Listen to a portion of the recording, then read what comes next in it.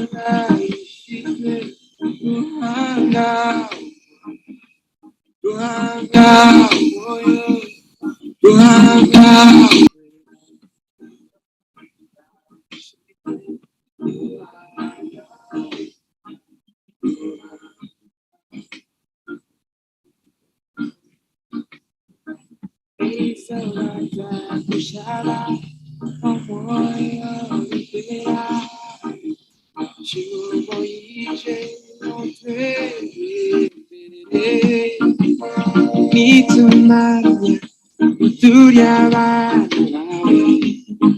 Aimukama Utwebembere Utwebembere Utwebembere Aimukama Utwebembere Utwebembere Utwebembere Aimukama Utwebembere Orio Amani, Orio Amani, Orio Amani, yes, Orio Amani, Orio Amani, Nitumanya, Uturiabalawe, Aimukama, Utwebembere, Utwebembere,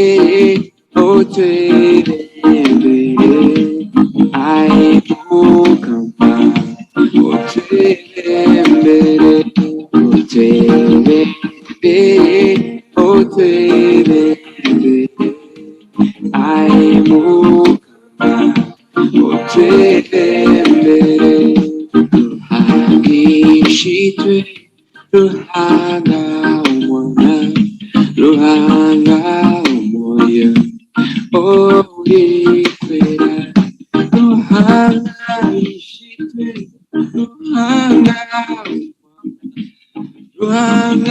umoya, Orikwera, Ruhanga ishitwe, Ruhanga umoya,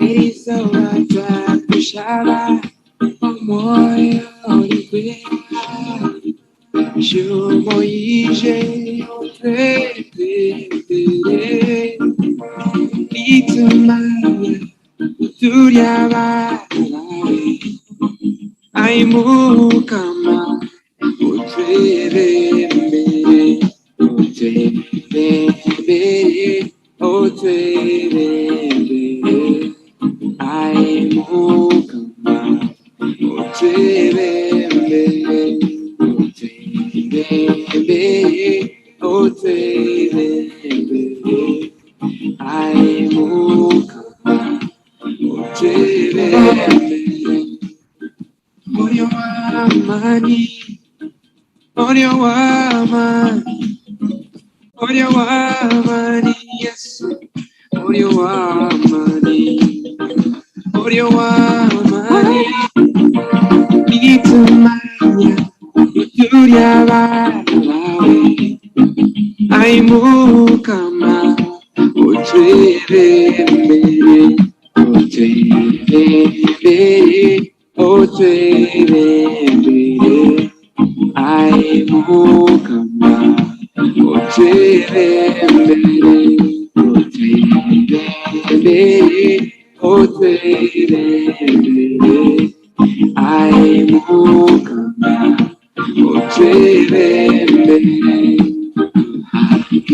ishitwe ruhanga umona ruhanga umuya ori kwera ruhanga ishitwe ruhanga ruhanga umuya ori kwera ruhanga ishitwe ruhanga ruhanga ori erisabata kushaka omoya ori kwera Jumoyije otwebembere nitumanya turyarawe aimukama otwebembere otwebembere otwebembere aimukama otwebembere otwebembere aimukama otwebembere Orio wamani Orio wamani Yesu Orio wamani nitumanya turyabarawe aimukama otwebembere otwebembere otwebembere aimukama otwebembere otwebembere otwebembere aimukama otwebembere ishitwe ruhanga umwana ruhanga umuya ori kwera ruhanga ishitwe ruhanga ruhanga umuya ori kwera ruhanga ishitwe ruhanga ruhanga erisabata kushaka omoya ori kwera Jumoyije otwebembere nitumanya turyabarawe aimukama otwebembere otwebembere otwebembere aimukama otwebembere otwebembere aimukama otwebembere Orio wamani Orio wamani Yesu Orio wamani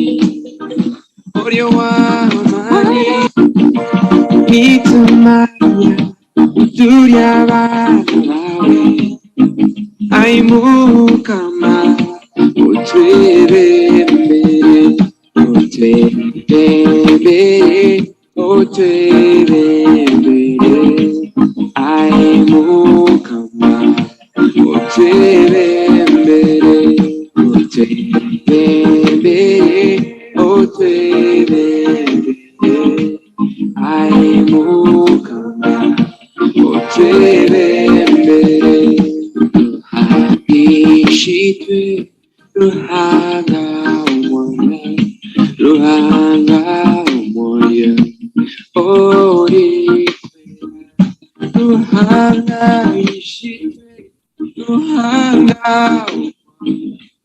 ruhanga umuya ori kwera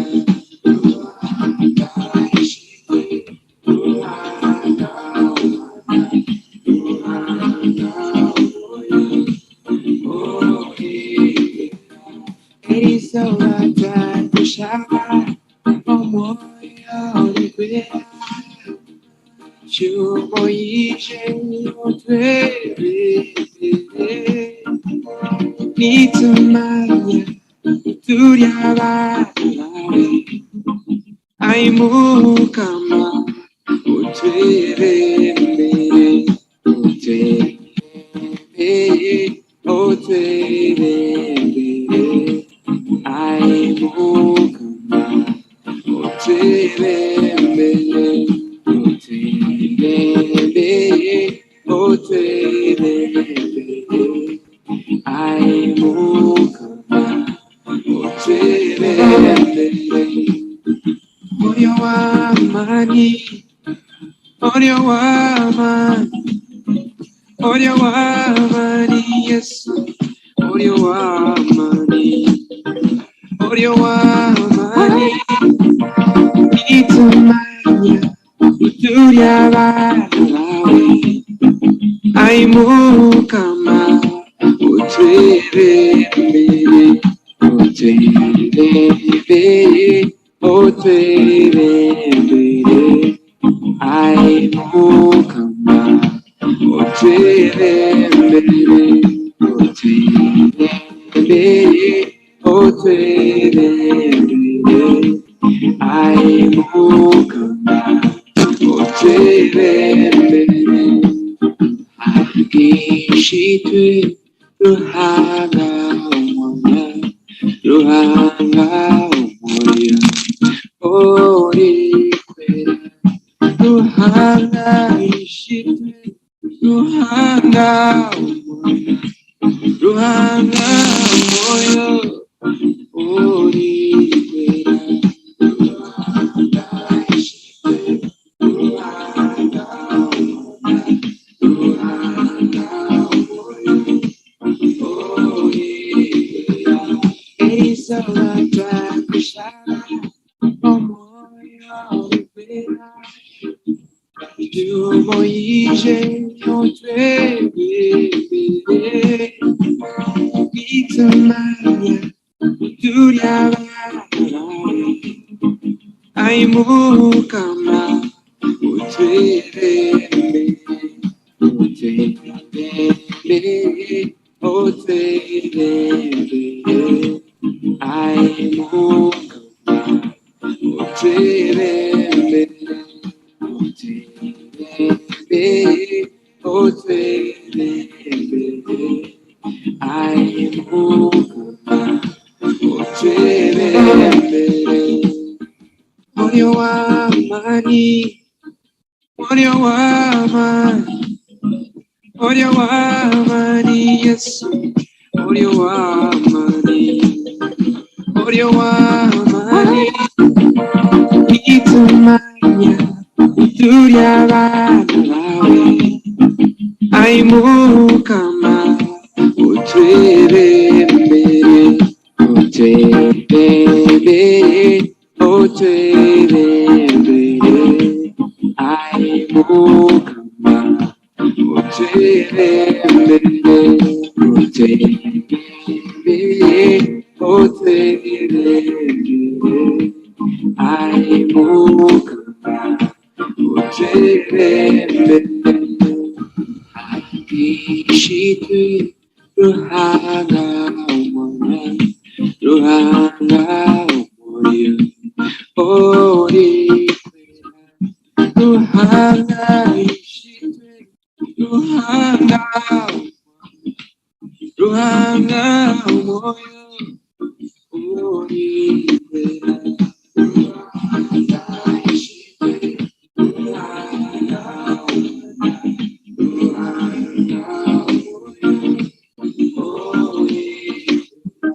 Elisawata kushaba omoyo likwera Chumo ishe otwere Itumanya Turiaba Aimukama Otwere Otwere Otwere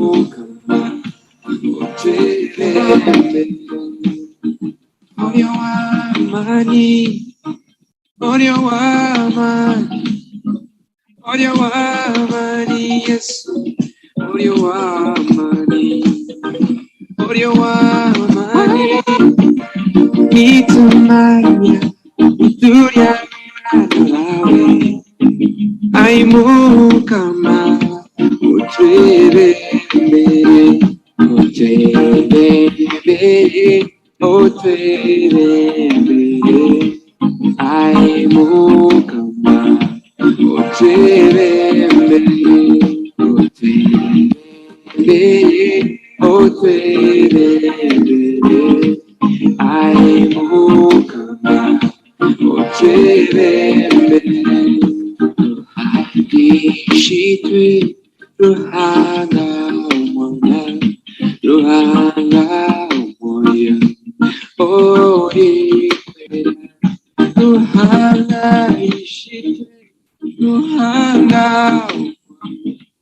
Ruhanga Umoya Ori Ruhanga Ishitwe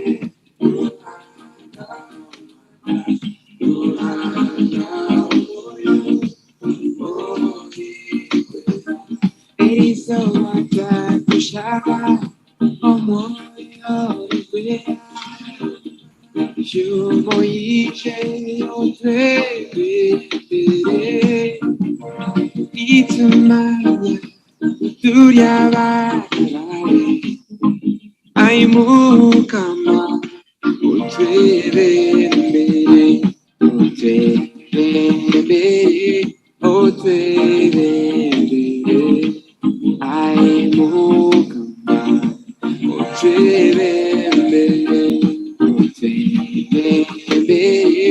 otrebere ai mukama otrebere moyo w'amani moyo w'amani moyo w'amani Yesu moyo w'amani moyo w'amani nitumanya uturia vawe ai mukama utrebere utrebere utrebere ai mukama utrebere utrebere ai mukama utrebere Ishitwe Ruhanga Umona Ruhanga Umoya Ori Ruhanga Ishitwe Ruhanga Ruhanga Umoya Ori Ruhanga Ishitwe Ruhanga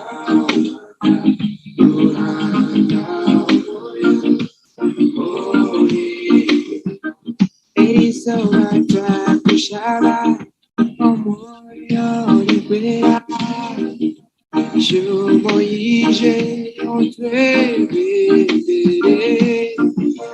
Nitumanya uturia varare Ai mukama utrebere utrebere utrebere ai mukama utrebere utrebere utrebere ai mukama utrebere moyo w'amani moyo w'amani moyo w'amani Yesu moyo w'amani moyo w'amani nitumanya uturia vawe ai mukama utrebere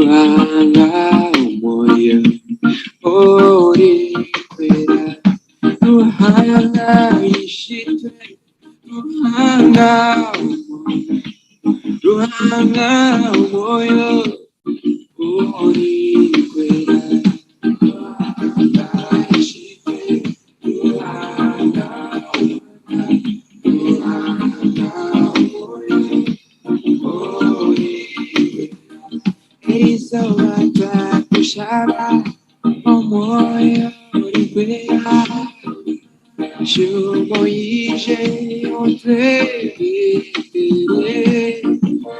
nitumanya turyabana bawe aimukama otwebembere otwebembere otwebembere aimukama otwebembere otwebembere otwebembere aimukama otwebembere Moyo wa amani moyo wa amani moyo wa amani Yesu moyo wa amani moyo wa amani nitumanya turyabana bawe aimukama otwebembere otwebembere otwebembere aimukama otwebembere otwebembere otwebembere aimukama otwebembere agishitwe Ruhanga umwana Ruhanga umoya ori kwera Ruhanga ishitwe Ruhanga Ruhanga umoya ori kwera Ruhanga ishitwe Ruhanga Ruhanga ori Erizawata kushara omoyo orikwera shumoyije otwebembere nitumanya turyabana bawe aimukama otwebembere otwebembere otwebembere aimukama otwebembere otwebembere aimukama otwebembere moyo wa amani moyo wa amani moyo wa amani Yesu moyo wa amani moyo wa amani nitumanya turyabana bawe aimukama otwebembere otwebembere otwebembere aimukama otwebembere otwebembere otwebembere aimukama otwebembere agishitwe Ruhanga umwana Ruhanga umoya ori kwera Ruhanga ishitwe Ruhanga Ruhanga umoya ori kwera Ruhanga ishitwe Ruhanga Ruhanga umoya ori Erisolata kushaba omoyo libera Shumoije ontwebere Nitumaya Turiabarawe Aimukama Otwebere Otwebere Otwebere Aimukama Otwebere Otwebere Aimukama Otwebere Orio Amani Orio Amani Orio Amani Yesu Orio Amani Orio Amani Nitumaya Turiabarawe Aimukama Otwebere Otwebere Otwebere Aimukama Otwebere Otwebere Otwebere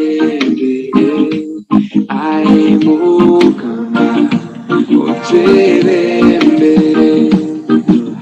Ruhangishitwe Ruhanga umwana Ruhanga umoya Orikwera Ruhanga ishitwe Ruhanga Ruhanga umoya Orikwera Ruhanga ishitwe Ruhanga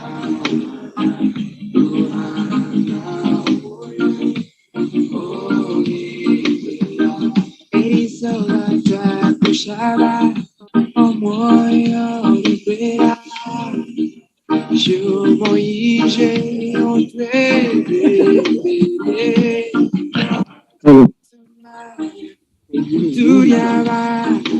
Check mic. Aimukama Otwebere Otwebere Otwebere Aimukama Otwebere Otwebere Otwebere Aimukama Otwebere Orio Amani Orio Amani Orio Amani Yesu Orio Amani Orio Amani Nitumaya Turiabarawe Aimukama Otwebere Otwebere Otwebere Aimukama Otwebere Otwebere Otwebere Aimukama Otwebere Ishitwe Ruhanga umwana Ruhanga umoya Orikwera Ruhanga ishitwe Ruhanga Ruhanga umoya Orikwera Ruhanga ishitwe Ruhanga Ruhanga umoya Orikwera Erisolata kushaba omoyo libera Shumoije ontwebere Nitumaya Turiabarawe Aimukama Otwebere Otwebere Otwebere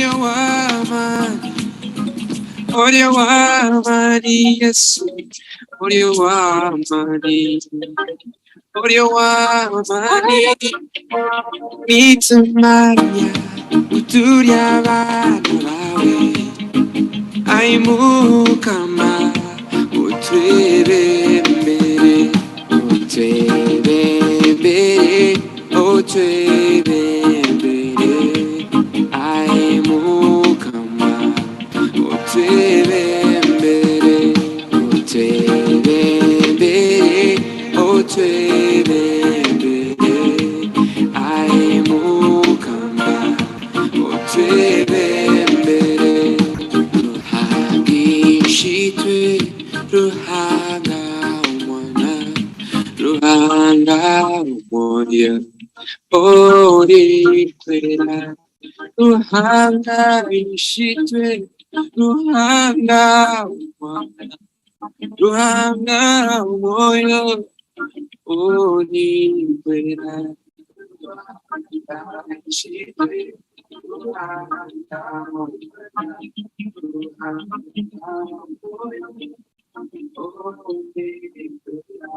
Isovaja Kushara, Omoyo Libera, Shumoiche, Entre,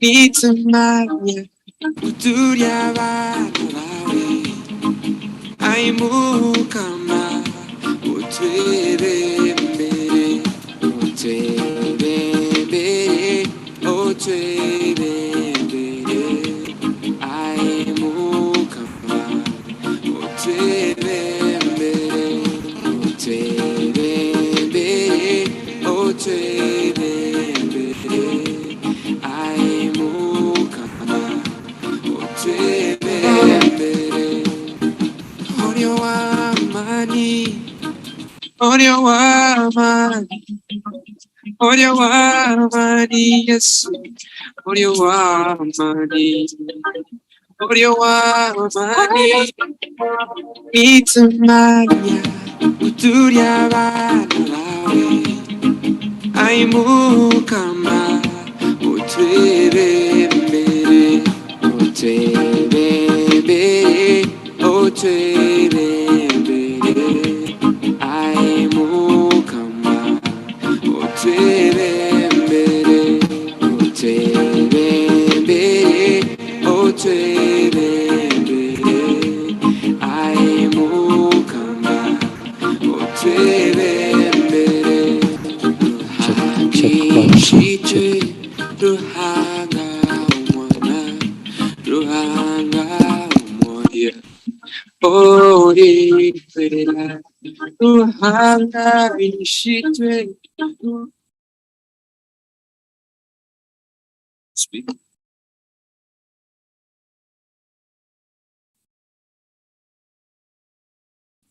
To speak.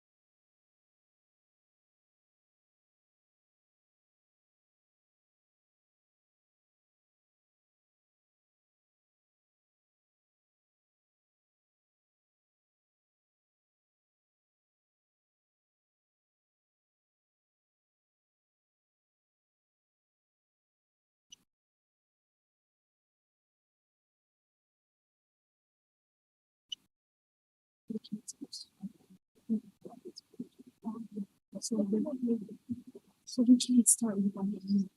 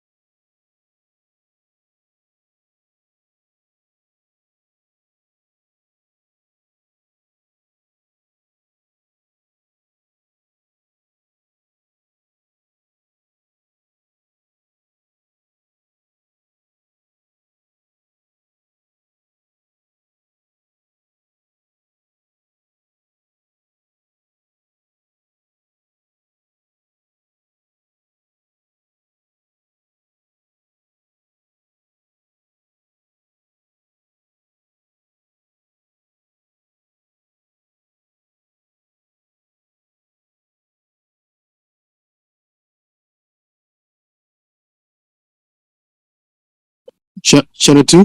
Translators, Channel 2. Hi.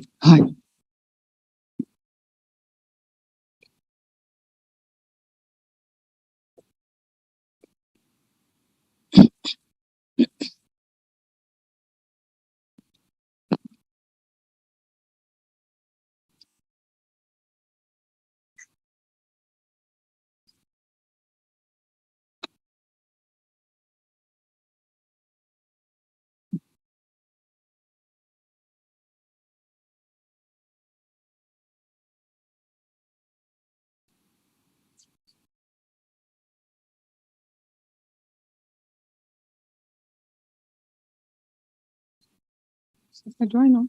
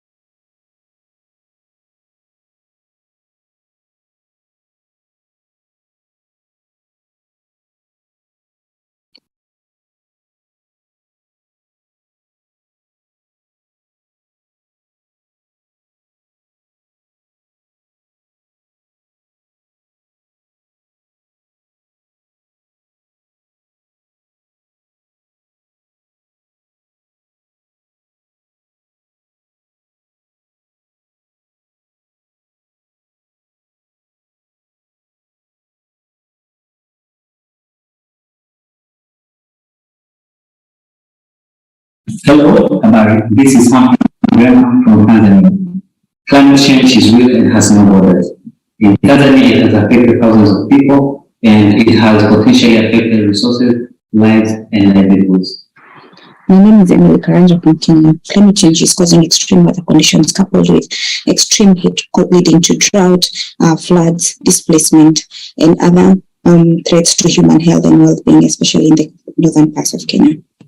Sylvain de la RDC, les changements climatiques causent des déplacements de population.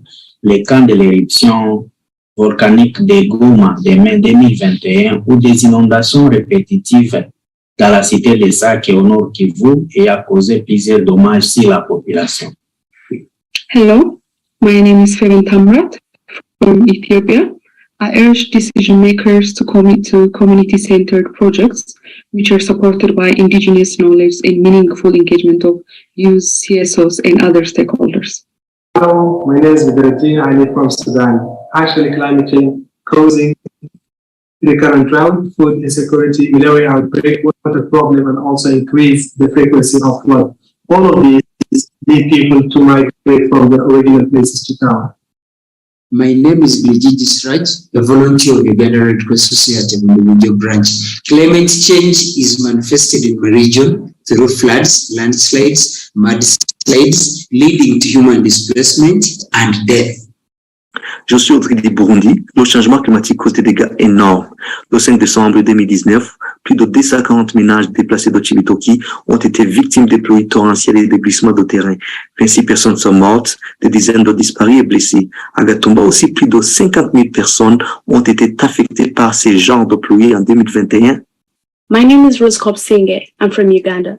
Climate change is intensifying extreme weather events like droughts and floods in Uganda. Right now, people in Karamoja sub-region are starving to death, and many women and children are migrating to Kampala as street kids and street beggars. I am Maura Ajak from South Sudan. Climate change is causing food insecurity, and people are at high risk in the affected areas. Intervention of floods made it impossible for the communities, nomads and farmers, to maintain their routine in a way of survival.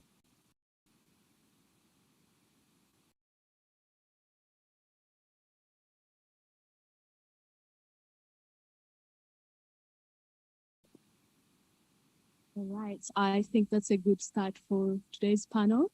And everyone, you're welcome, whoever is in the room here, my panelists, the audience, and of course, our online audience.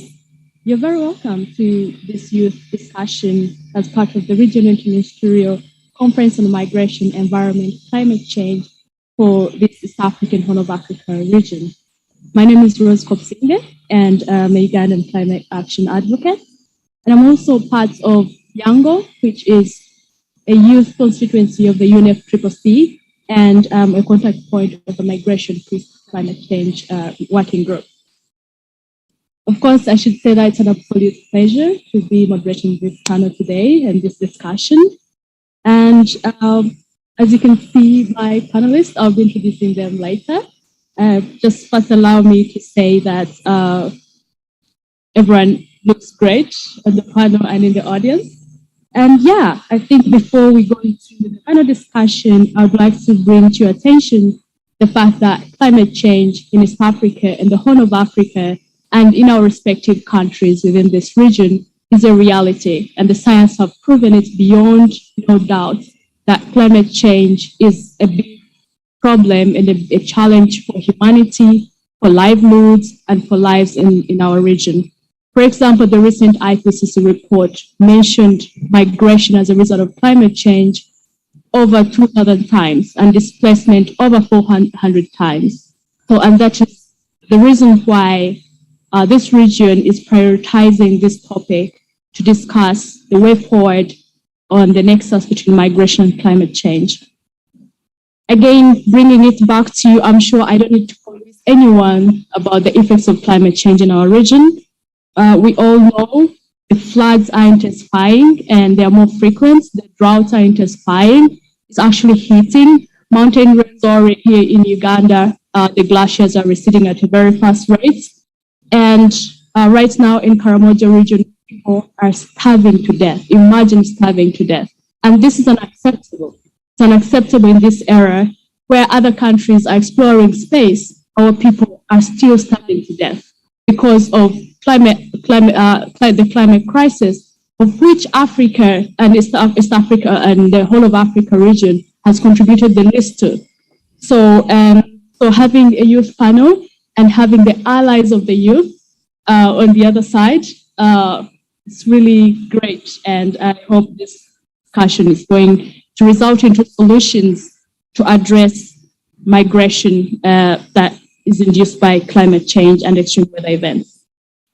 Just again, before I go into the panel, we also have to know that climate change affects different groups differently. The women, the youth, and the children the disabled and the indigenous communities and other marginalized communities are the front line of migration. For our guests who are from different countries, if you go into Kampala, you're going to find many street kids, and most of them are from Karamoja sub-region, one of the regions that is highly impacted by droughts, prolonged droughts, and of course, coupled with inequalities and high levels of poverty. So, yeah, so today's theme that will guide this discussion will be on climate change, migration, and environmental management and youth engagement. We all know that more than 70% of our population in Africa is comprised of the youth. And Africa has the youngest population. That means that the young people, we are the front line of climate change, we are the front line of migration, and any inaction means that our lives, our futures and livelihoods are at risk. They are already at risk. It's not a future, it's what is happening already. And it means that any decisions that should be made without taking into consideration of our perspectives, our needs, and actually including us in decision-making tables, those decisions don't work for us because then we need to determine our own future. So it's a great pleasure to also acknowledge the support from the government of Uganda for hosting this session and also ensuring that us, the young people, have this platform, and IOM for supporting us, UNFCCC through the Regional Collaboration Office, Kampala, Chatham House, which is also well represented in this room, and of course, Yango, which I had already mentioned, especially the Migration and Peace Working Group that has supported in working with the youth that you see in this room.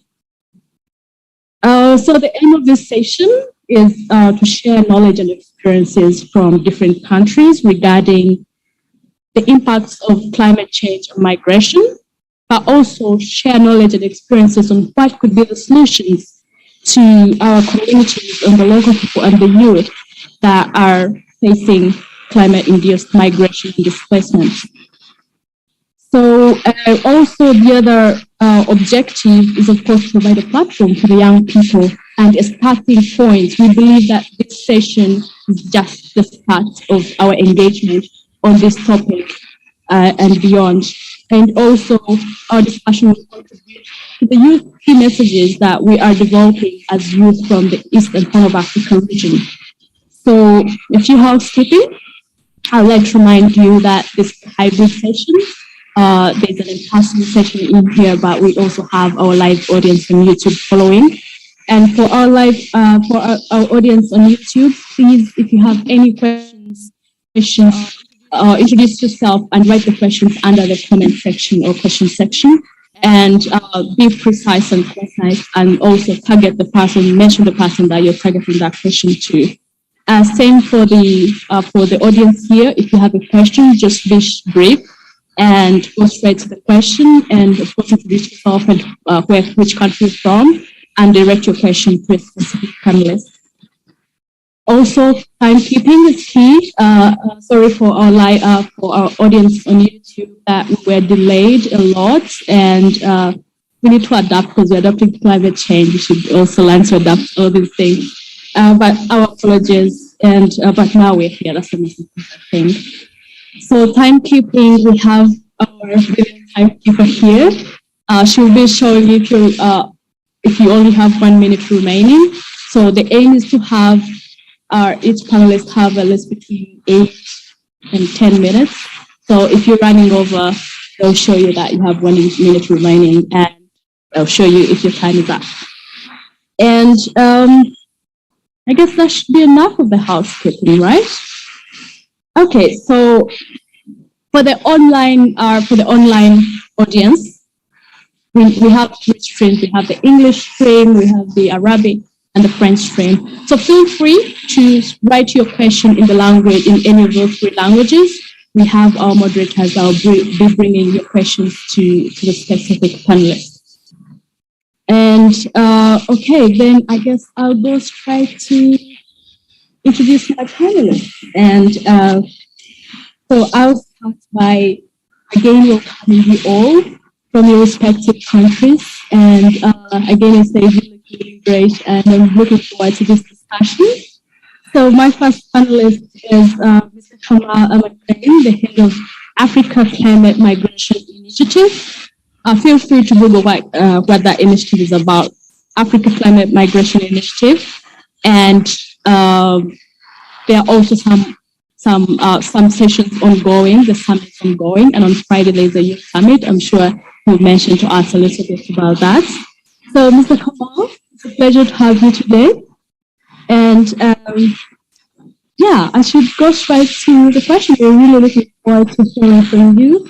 So my first question is, we know that the Africa Climate Mobility Initiative is doing a lot of work and spearheading, the discourse on migration and climate change. So, and we know that one of the challenges we have is, limited data on the evidence of migration and climate change. So the first question is, based on the extensive data Africa Climate Mobility Initiative is collecting, which areas of action do you think are in need of more attention? First, I would like to thank the organizers for having me here with you today. It's a pleasure to be in the youth panel. As it was mentioned earlier, you are the future of the continent, and we hope you will do very much better than what we are doing today and others have done before.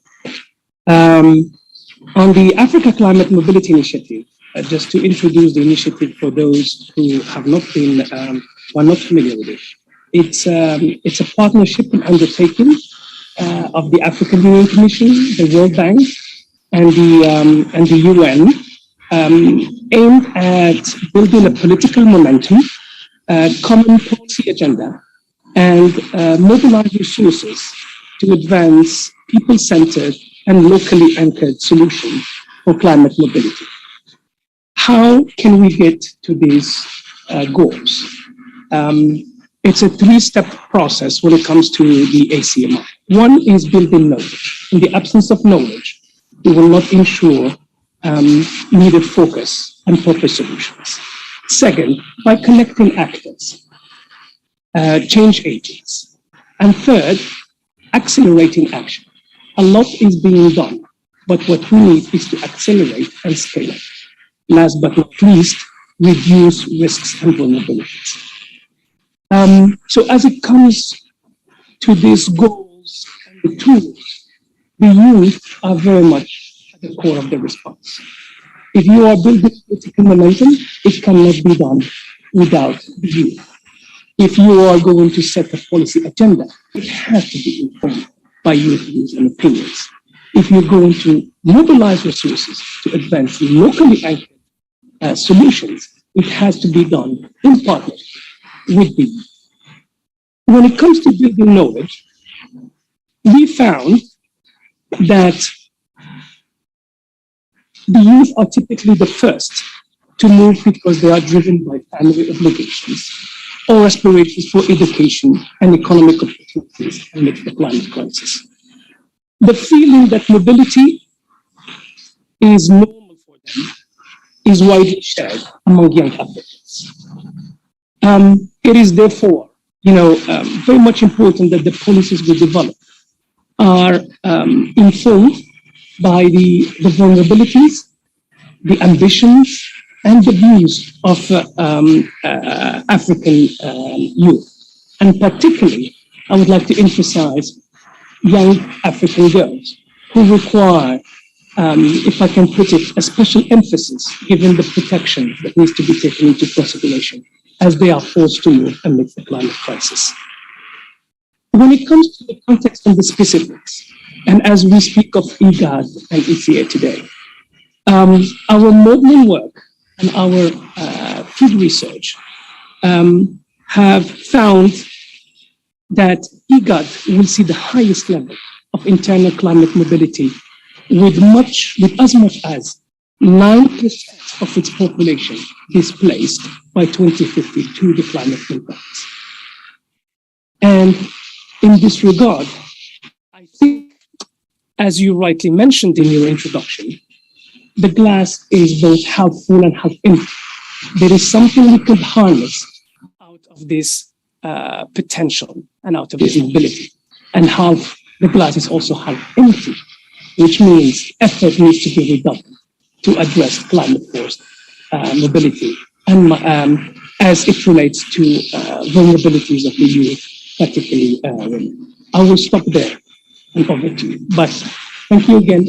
I'm really glad to be among you. Thank you, Mr. Kamal, and really good to hear your emphasis on youth, women, and girls, and of course building knowledge, because it's not a new topic, but it has not been talked a lot, or actually less is known about the topic. So building knowledge at different levels, at the local, national, regional, and international level, global level, is very key, and especially on the evidence and the actions. So thanks for that. And as also, I wanted to kind of like follow up, knowing that you've mentioned how youth are important, and we are wondering how the Africa Climate Mobility Initiative is working with youth. Let me be clear, there should be no confusion. There is no response without the youth. There should be no confusion to that regard. So one of the first things, as we were discussing how to connect the change agents and how to connect the partners, the first undertaking was to establish a youth forum. How to bring the youth to discuss the knowledge, to discuss the evidence, to discuss the data, and for the youth to speak for themselves on their ambition and for the solutions they foresee for the country. I am very pleased to report that as we speak, the ACMI is conducting its second meeting of its youth forum as we plan and prepare for COP27. And what is interesting is that throughout these 9 months of work,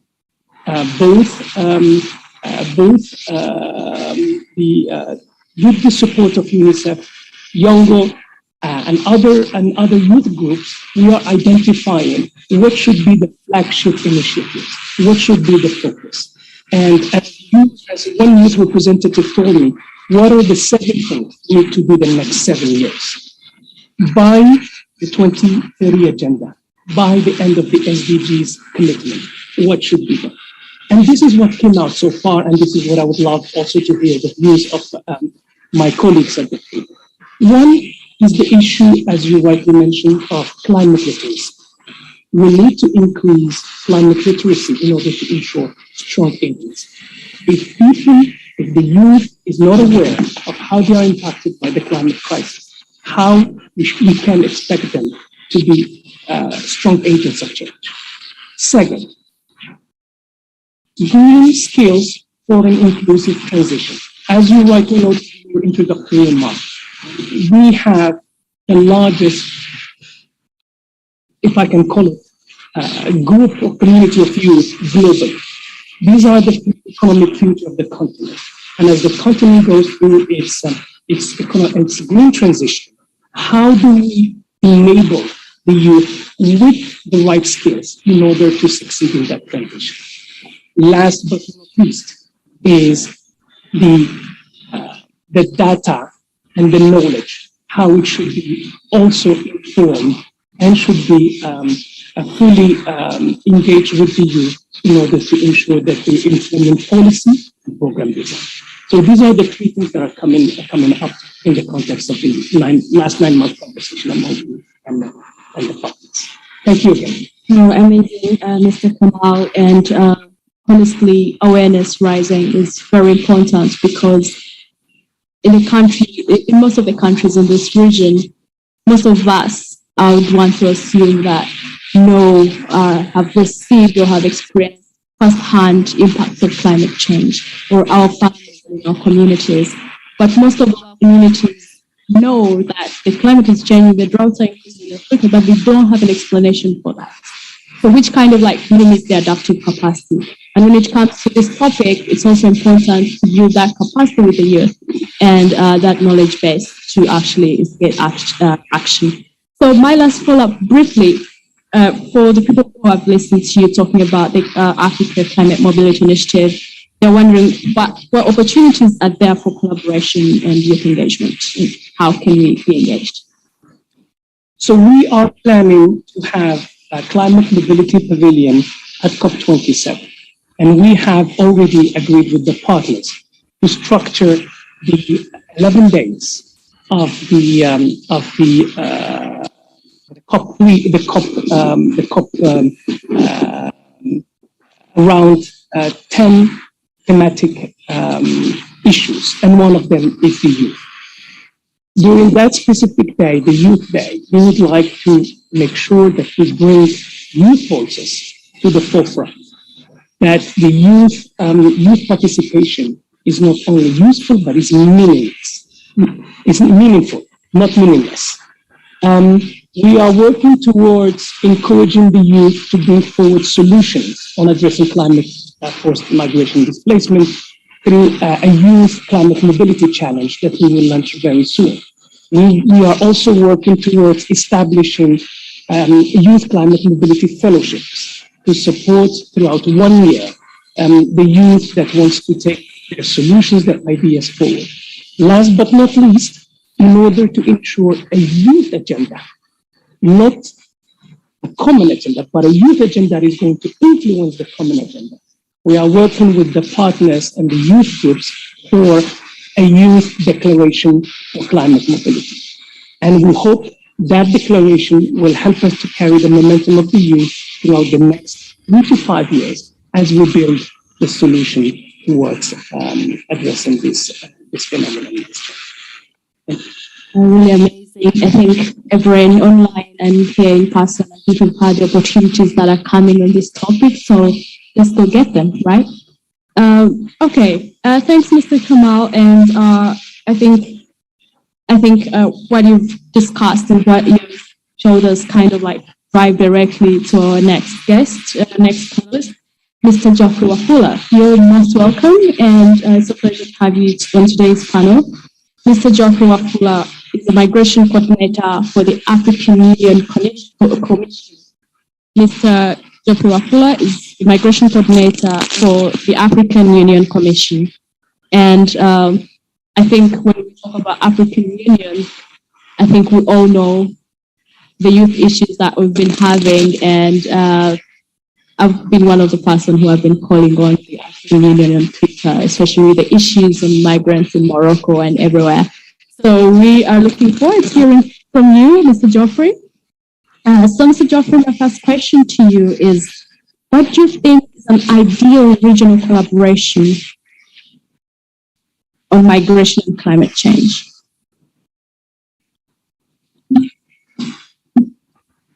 Thank you so much, our moderator. And just like my good colleague and friend, Kamal, has taken the opportunity to thank the organizers.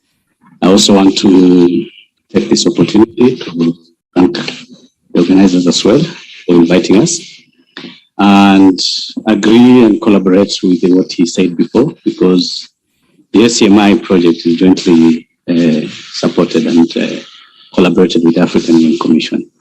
So we highly support and want as much as possible to involve the youth in addressing the impact of climate change on migration, human mobility, and of course displacement. Just to start, from the Commission, we are heavily involved in terms of addressing the impact of climate change through various initiatives and projects. One of them is through the policy frameworks. We have a 10-year migration and climate change policy framework that is supposed to guide and support member states in addressing the impact of climate change in terms of resilience and adaptation.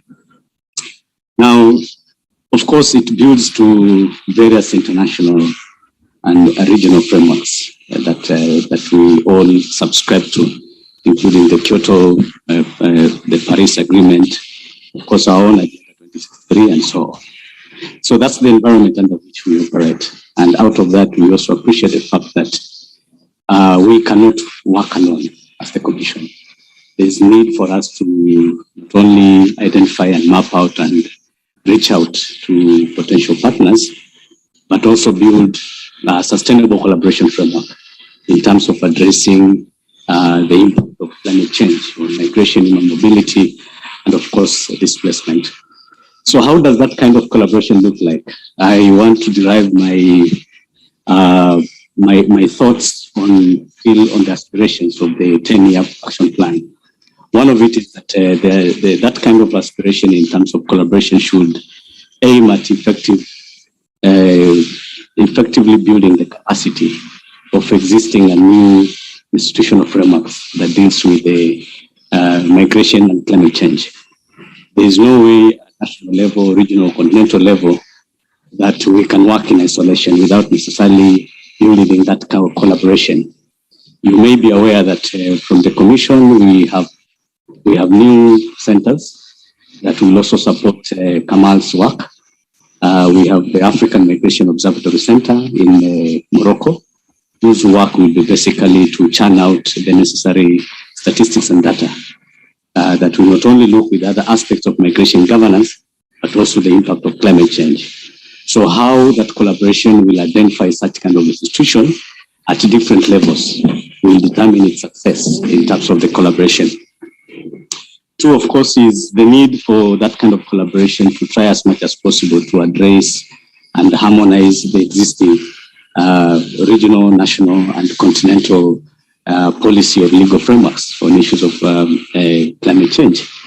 I think the more disjointed we are, the more we'll have difficulty in terms of collaboration. We need to have an harmonized approach in terms of our legal and policy framework. And the 10-year action plan, part of its implementation plan, is also to try as much as possible to have a harmonized way in terms of identifying the priorities, what we really need to do at different levels for us to successfully address the impact of climate change. Third but not least is, of course, the aspect of that kind of collaboration building what I refer as one African voice. We know each region has their own voices based on their specificities and their interest. There is need for any kind of regional or continental collaboration to foster as much as possible a regional voice. If we are talking about the Eastern Horn of Africa, what kind of voice, for example, this meeting is going to bring to COP27? So that kind of collaboration is very, very important. And the voice basically has to respond and, of course, take note of what the region stands for in terms of the impact of climate change. You also need to, as much as possible, that kind of collaboration address what I refer as the resilience and vulnerability. How that collaboration is going to address the regional resilience capacity, and how much is it going to address the vulnerability capacity and reduce it as much as possible. So any kind of collaboration at this regional level should aim at that. Anything away from it, I think there will be lots of challenges in terms of building the synergy. As I conclude again, I think a good collaboration should also, as much as possible, attract some kind of financing. So a unified voice needs to identify what resources exist so that it can tap from it. And that kind of collaboration is what is needed in the region. I thank you. Thank you so much, Mr. Geoffrey. And I think you mentioned a few things that I personally got interested in, especially when you're talking about the migration and climate change policy framework and the 10-year collaboration, the 10-year action plan. And I was wondering if the youth voices were included in those documents and plans. So that means I'm going to follow up on the question with a question asking you just briefly within a minute to tell us how is the African Union ensuring that the youth are empowered to act and are able to influence decisions that affect their future? Thanks.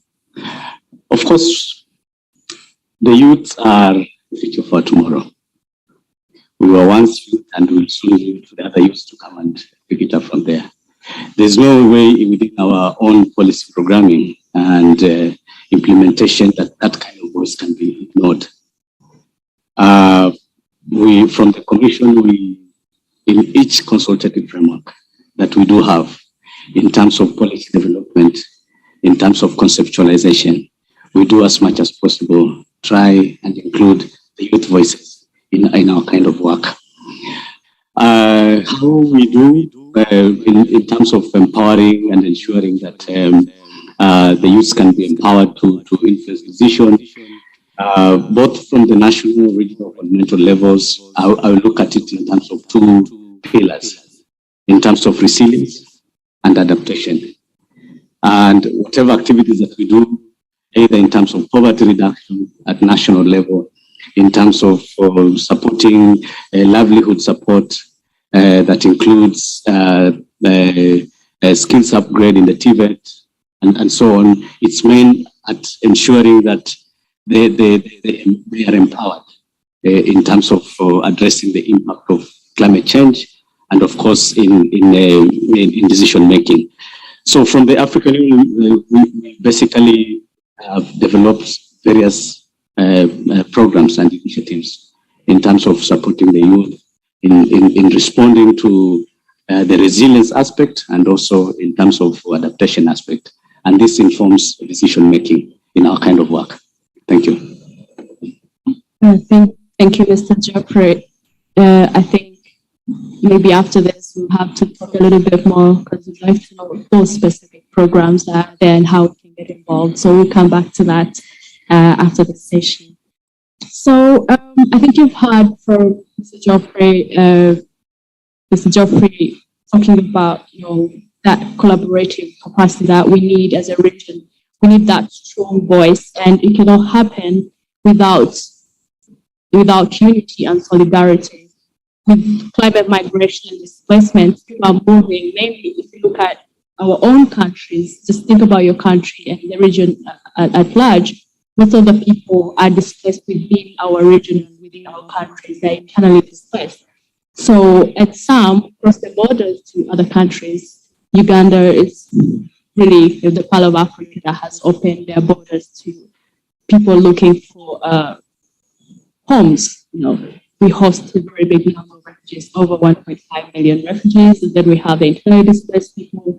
So we need that collaboration at regional level to have every country at least try to emulate Uganda and also collaborate together to protect our communities from this existential threat of climate change and protect their rights in the case of migration as a result of these climate hazards.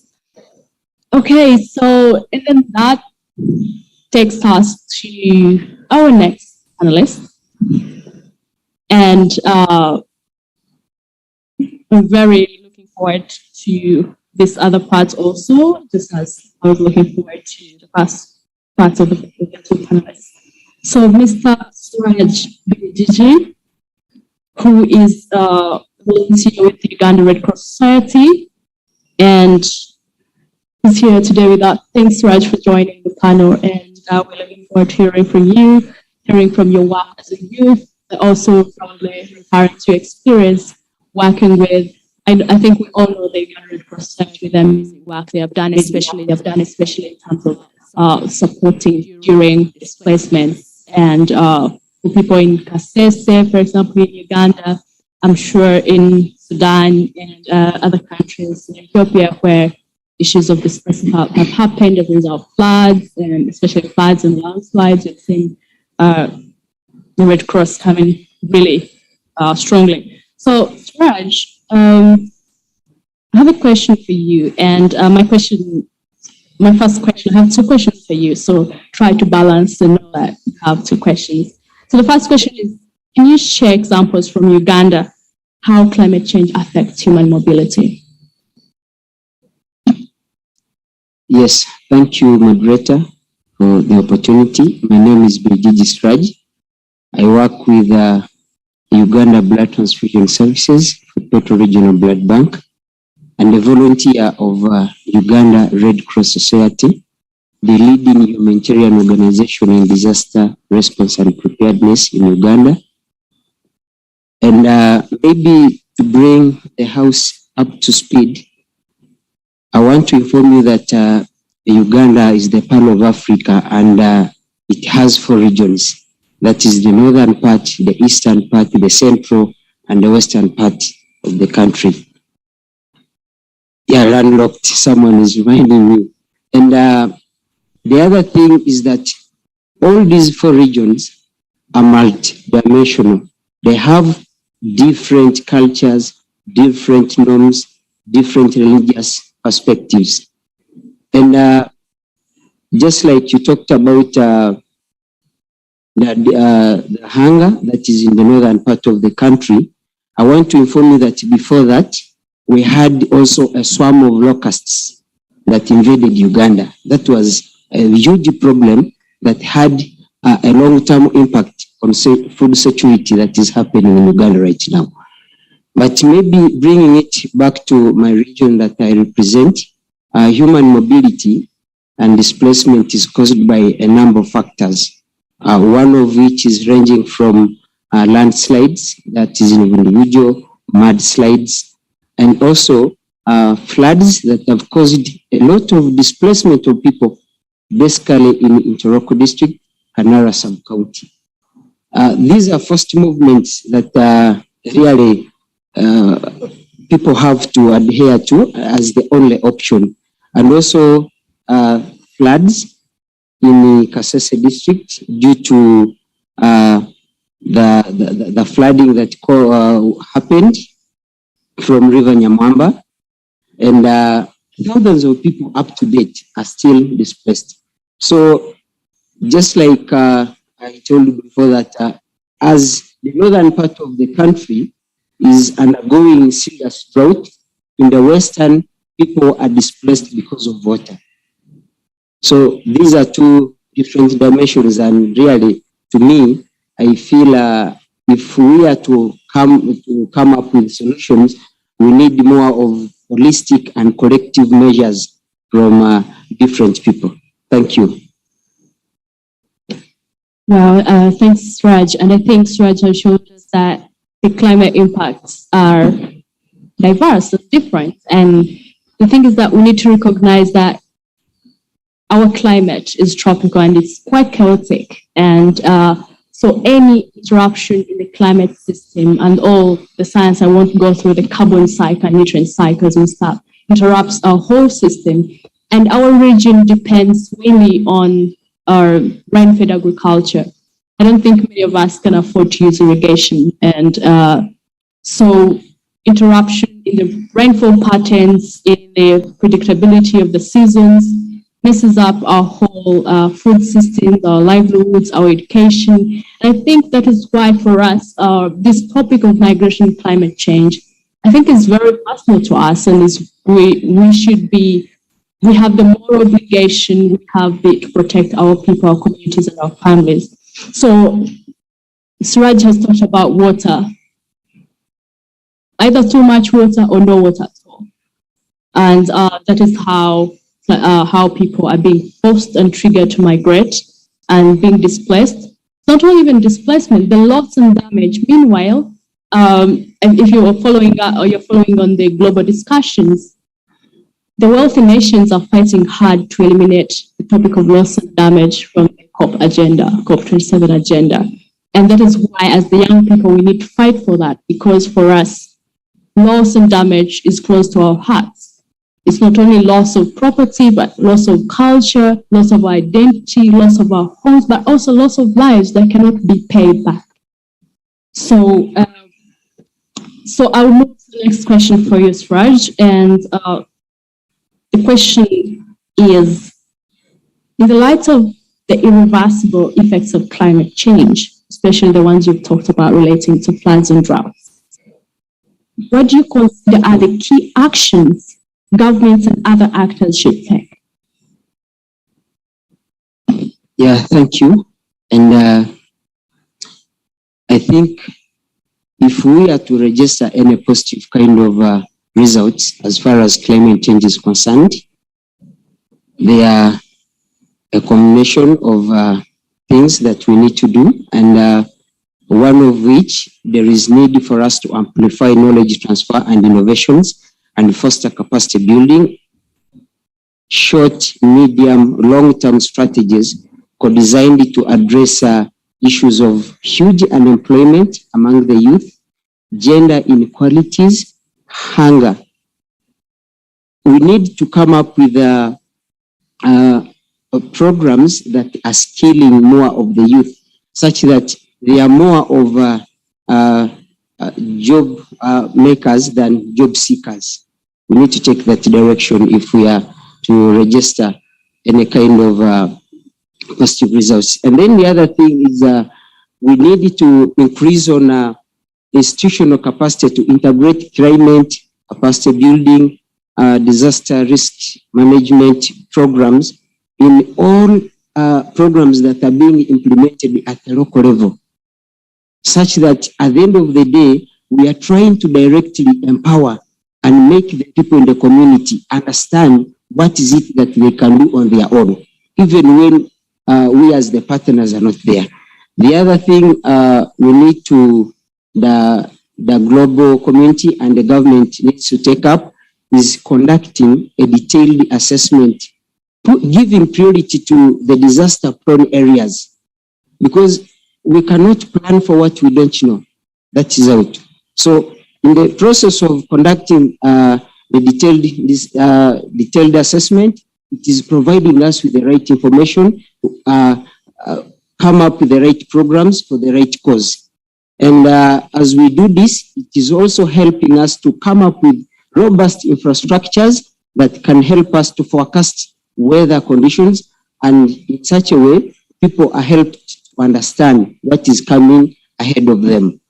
The other thing that the global community and the government can also take up is the issue of establishing and implementing human-centric regulations, such as preparedness acts, zoning ordinances, by 2024 to limit triggering activities within the community. Because much as we are talking about migration and displacement, there are two factors that need to be put under consideration. The first factor is that these are things that have been caused by human activities of encroaching on environment, and also the natural factors. So we feel if these are put into consideration, we can really have a positive change and a self-empowered community and more resilient. Thank you. Thank you so much, Suraj. And I think we've all had Suraj is highlighting that from what he said, I can kind of summarize that there's nothing like, there's not such a thing like a climate disaster, or that's why I kind of like summarize, because for a hazard to become a disaster, it means there are other vulnerabilities, the poverty, the inequality, as he was mentioning, the gender inequality, of course, the poverty. So if people were not, settling in these flood-prone areas, for example, it wouldn't be a disaster. The floods would happen and they would kill nothing and they would destroy nothing. But because the poorest people cannot afford to stay in safer places, they end up settling in these hazard-prone areas. And then when a hazard happens, then it becomes a disaster, killing people and destroying lots of. Thank you, Suraj. And I think that's a very good angle. And without addressing these underlying issues, these root causes of vulnerability, then it's not possible to actually address climate change. It's not possible to achieve climate justice, and it's not possible to actually protect people from displacements and loss and damage as a result of climate-induced hazards. So I'll move to, Suraj had some other question, but we ran out of time. So I'll go to the next speaker, Mr. Ali Bashir Badruddin. I hope I said it right. Yes, yes, all the way from Sudan. Okay. Thank you so much for coming to the Pearl of Africa. You're welcome. And I would like to say that your question is very interesting, and I'll just start by giving a very brief background, and I'd like to hear what the audience think. Do you think migration can be an adaptation option? You can just wave for me if you think migration is and can be an adaptation option. Okay, most people are saying yes. And so I think since most people are saying yes, so it means that you won yourself a question on that. And Ali would like to hear how climate change is a driver of migration in Sudan, and if it is an adaptation strategy. Okay. Yeah. Okay. Thank you so much, our moderator, and also thank you, organizers, for inviting me here to represent Sudan youth.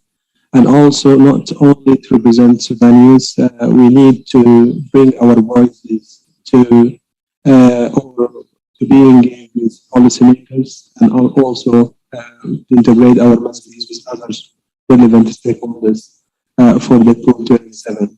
And also, we are not only going to bring our voices as youth, but we need also to bring communities' voices as well in this very vital topic.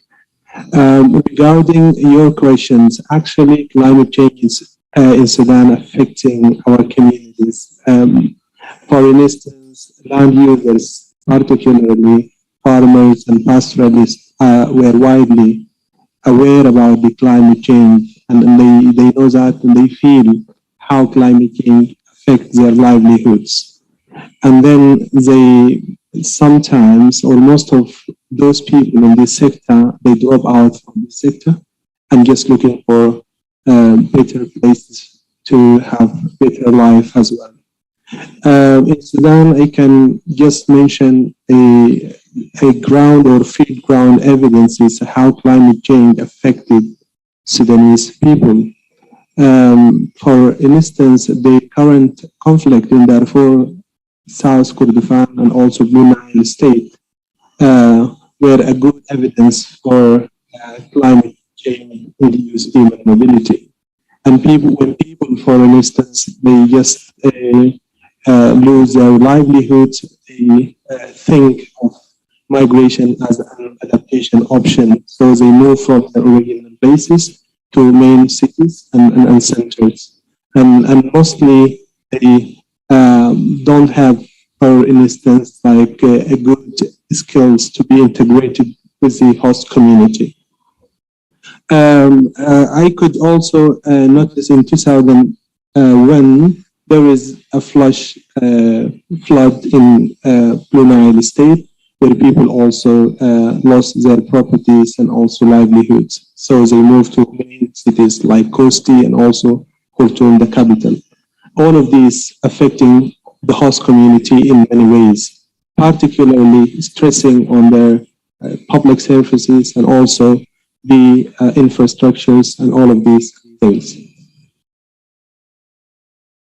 Yeah, thanks, Ali, for bringing that evidence of migration, climate-induced migration in Sudan. And I think from what you said, I can also kind of summarize that for some people to migrate and move, sometimes those are the only options that they have to escape these brutal impacts of climate change and the extreme weather events. So, and I guess that is why we should advocate for the policymakers, the COP27 discussions and decisions to recognize migration as an adaptation option, migration, planned relocation as adaptation options. What do you think?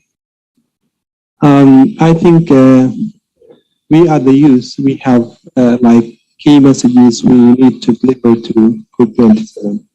So I would like, if we need to ensure resilient, sustainable and inclusive communities, we urge the government, policymakers, UN agencies and others relevant stakeholders to recognize human migration as an adaptation option, and also to integrate human right-based and gender transformative approaches into relevant national policies strategies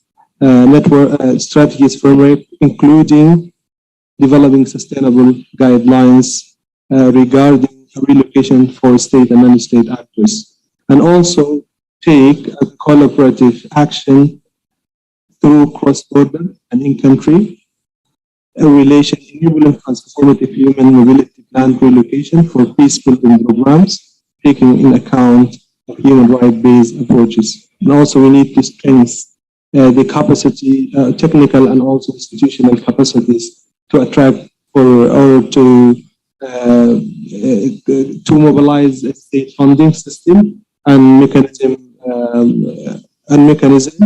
and others mechanism in order to develop sustainable monitoring and evaluation and accountability system for our region. Okay, amazing. I think those are really strong points and these are strong messages. For our online audience, please, I hope you're still there with us and you've not lost us or we've not lost you. So keep the questions coming. And if you remember the speakers, we started with Mr. Kamal, we went to Mr. Joffrey, we went to Mr. Suraj and Mr. Ali. I think you're now wondering, how about the gender balance? We're coming for the ladies. So, and that's super exciting, right? Yeah, thanks, Ali. I had a follow-up question, but I'll do it maybe at some points later. Maybe at the time when I'll be asking you for your call to action.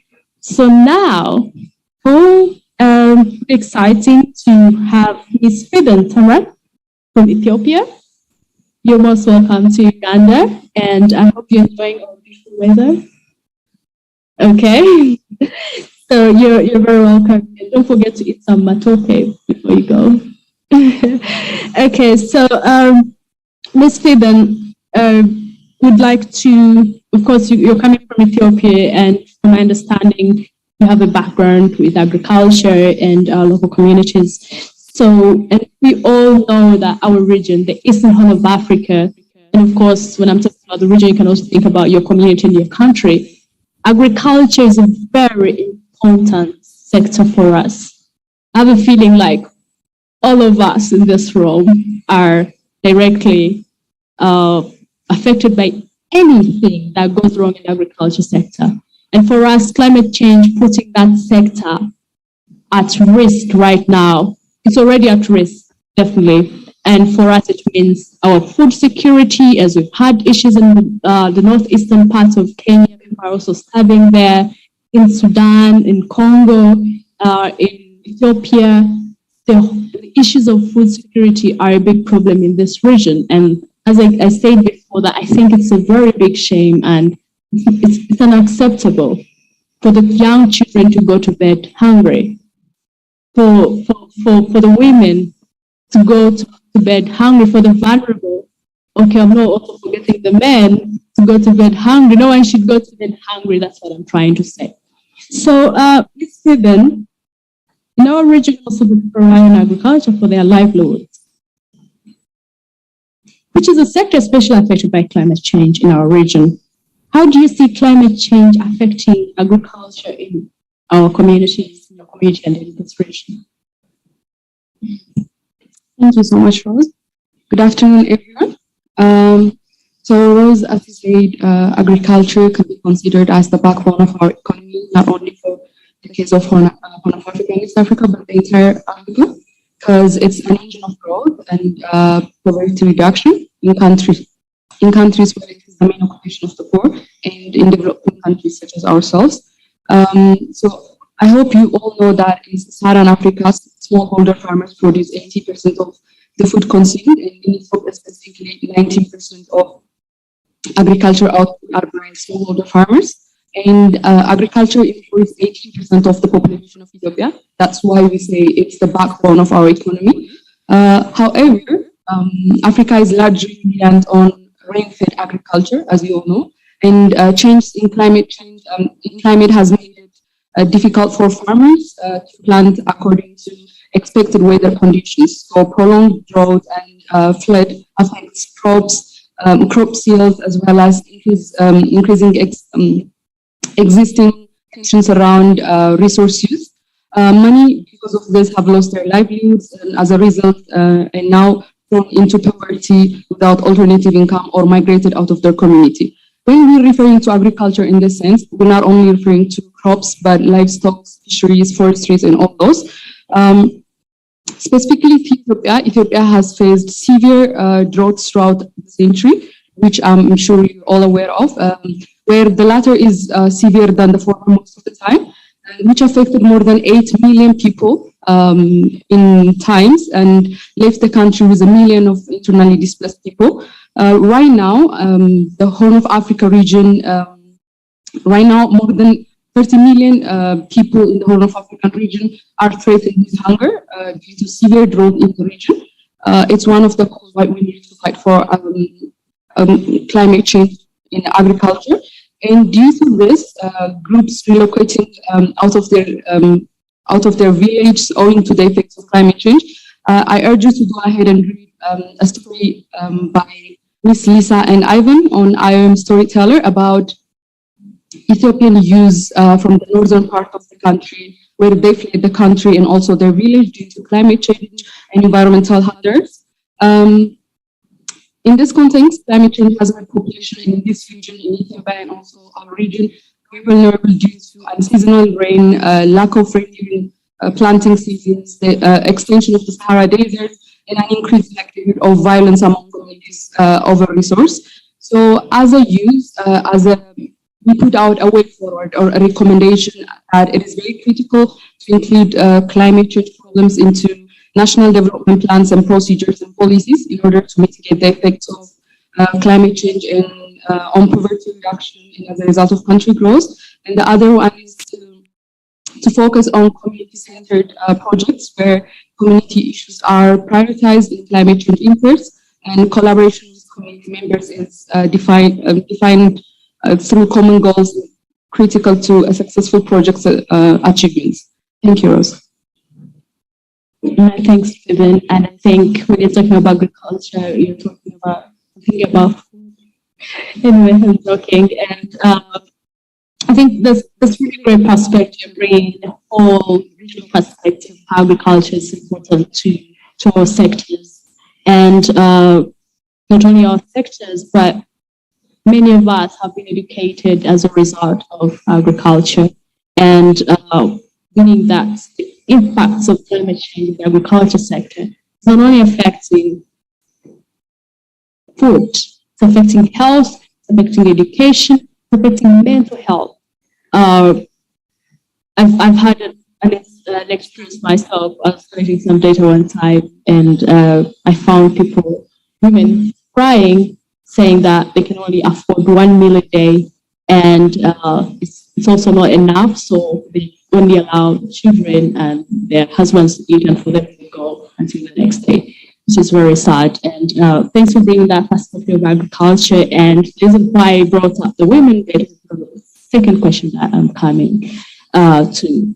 As I mentioned before, that from what Vivian said, it sounds like there's not such a thing like a natural disaster, which is the inequalities, the poverty, the vulnerabilities, the limited capacity by the government and stakeholders to build adaptive capacity in these vulnerable communities and marginalized groups that pushes the people to the edge of vulnerability and, of course, force the trigger to migrate and be displaced. So my second question is, women are suffering disproportionately from the negative effects of climate change. How should we better address this when planning action in climate migration space? Thank you, Rose. Let me start with the challenge, or let me give you a brief on it. As women make essential contribution to agriculture and rural economics in all developing countries, in one of the FAO reports, I found that on average 60 to 90% of agricultural labor force is made up of women. This is besides the management of complex household activities of the women. So these are typically include producing agricultural crops, tending animals, working for wages in agriculture or other rural enterprises engaging in trade and marketing. In the meantime, this woman who plays a role as a farmer, laborer, and entrepreneur face more several constraints than men in access to productive resources. Besides that, these women who make up majority of agricultural workforce, as mentioned above, often are unable to migrate when climate disasters strikes. They're left at home with children, all vulnerable to harmful practices, including sexual and gender-based violence, child marriage, and FGM. With loss of livelihoods, the girl child is often likely to drop out of school and forced to marry early to relieve burden and bring in resources through bridal crisis. I believe in national governments and if the international community will strengthen and expedite these efforts to accomplish their goals for agricultural development, economic growth, and food security, if they build on contributions of women and take advantage and initiatives to reduce these obstacles. But as a recommendation or as a way forward, it's important to approach climate migration in a gender responsive manner that addresses the need of women, including SRHR, across all planning, both infrastructural and non-infrastructural, and also a targeted focus on youth and women. In youth and women is also advocated for, hence because the livelihoods requirements and possibilities are included from the outset of large-scale green economy projects, and to develop policies which can protect women in which the challenge rises, and they use to channel these policies and also projects through the community in developing projects. Thank you. Thank you so much, Kevin. And I think I'm expecting some questions from the audience on this topic, and especially when we're talking about passionate issues of children. And yeah, so thanks for bringing up perspective on gender, and I'll be coming back to you for a call to action at some point. But now allow me all to move to the Queen. I think you must be wondering what is happening. You can see Queen. So this is none other than Ms. Judith Hard. I think some of you might have heard about her and must have seen her online. Ms. Judith Hard is the Miss Environment Africa for the year 2022, and also a founder of the Judith Hard Foundation. So, Ms. Judith Hard, thanks for joining the panel today. And it's a pleasure to have you join this movement. And we're hoping that with your position as Miss Environment Africa, that you use that platform to drive our key messages and influence the people you work with. So, and now I'm going to go to your questions, but I'll start by giving a background that I think is really important, especially with the foundation that you recently established. So the climate crisis is a child rights crisis. Many children and women are the front line of climate-induced migration and displacements. They often face difficulties and assaults during hazards times, emergency times, and during migration and displacements. So my question is, what do you think should be done to protect women and children against climate change, gender-based violence, and any violence they face during displacement and migration? Good afternoon. Is it good afternoon, ladies and gentlemen? Good afternoon, everyone that is tuned in live on YouTube and everyone following this conference. Thank you, Anne, for having me. And thanks to the organizers for giving me an opportunity as Miss Environment Africa to share. When we talk about women and children, this is a topic that is very close to my heart. I myself, I'm a rape and sexual assault survivor. So that means I will always fight for children and mothers. Every time we're going to have a climate change emergency, definitely we will have people running from one area to another area. Let's talk about Bududa. I'm sure Bududa with the landslides, it's lost half of its people because no mother or child is going to stay in the same area, especially if we have emergencies, climate emergency. And sometimes these women are not just running away because of the climate.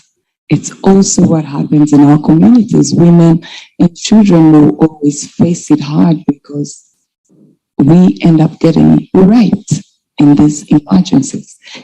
We're going to talk about climate change, but you cannot forget about gender-based violence. So I believe if a mother is economically stable, or if we are supported economically, then we wouldn't have mothers running away from these areas where they have the emergency. And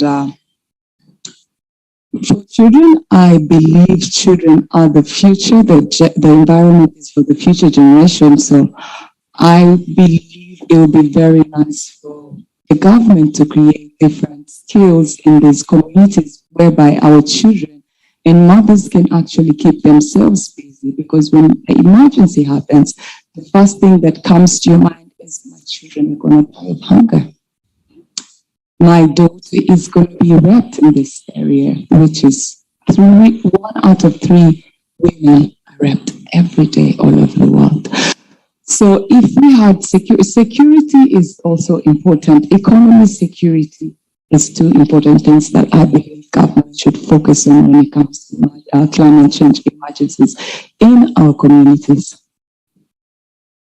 Thank you, Judith, for sharing your personal story, but also a story that has motivated you to come out and fight for women and children out there. I really appreciate your efforts in that area. So I think we've heard that climate emergencies or these climate hazards that turn out to be disasters because of the vulnerabilities are not only just an issue of climate, they're an issue of conflicts. People are fighting for resources, for water resources, for food. Women and children are put at the risk of gender-based violence. Women in our communities being the main people that prepare the food. If the people come back home and there's no food, then violence comes out, which is very sad. And it makes me feel emotional a little bit. But now let me go to my next question. And I think here, I would like to hear what you think is the role of the youth in addressing climate change and other environmental damages that force or trigger people to migrate. I love to remind the youth that the environment is, I always remind my children that the environment belongs to them. It's not mine. We have played, I'm sorry to my panelists and everyone watching this, but we have played a big role in ruining our environment. I'm speaking this through experience. I have attended different concerts, and we are the people that are drinking soda, but that is plastic. And where do we throw these plastic bottles when the concert is done? Thank you. Yes, so we have attended so many entertaining shows, concerts. So I was talking to a friend earlier and I said, we have contributed a lot to ruining our environment. This weekend we had more than 5 concerts. And the first thing that comes to my mind, who is going to these concerts? It's the youth. Who is drinking the soda? It's the youth. And who's throwing away the bottle? It's us. So I would love for us to be more than just talking and preaching about this, but it's time for the youth to save the environment.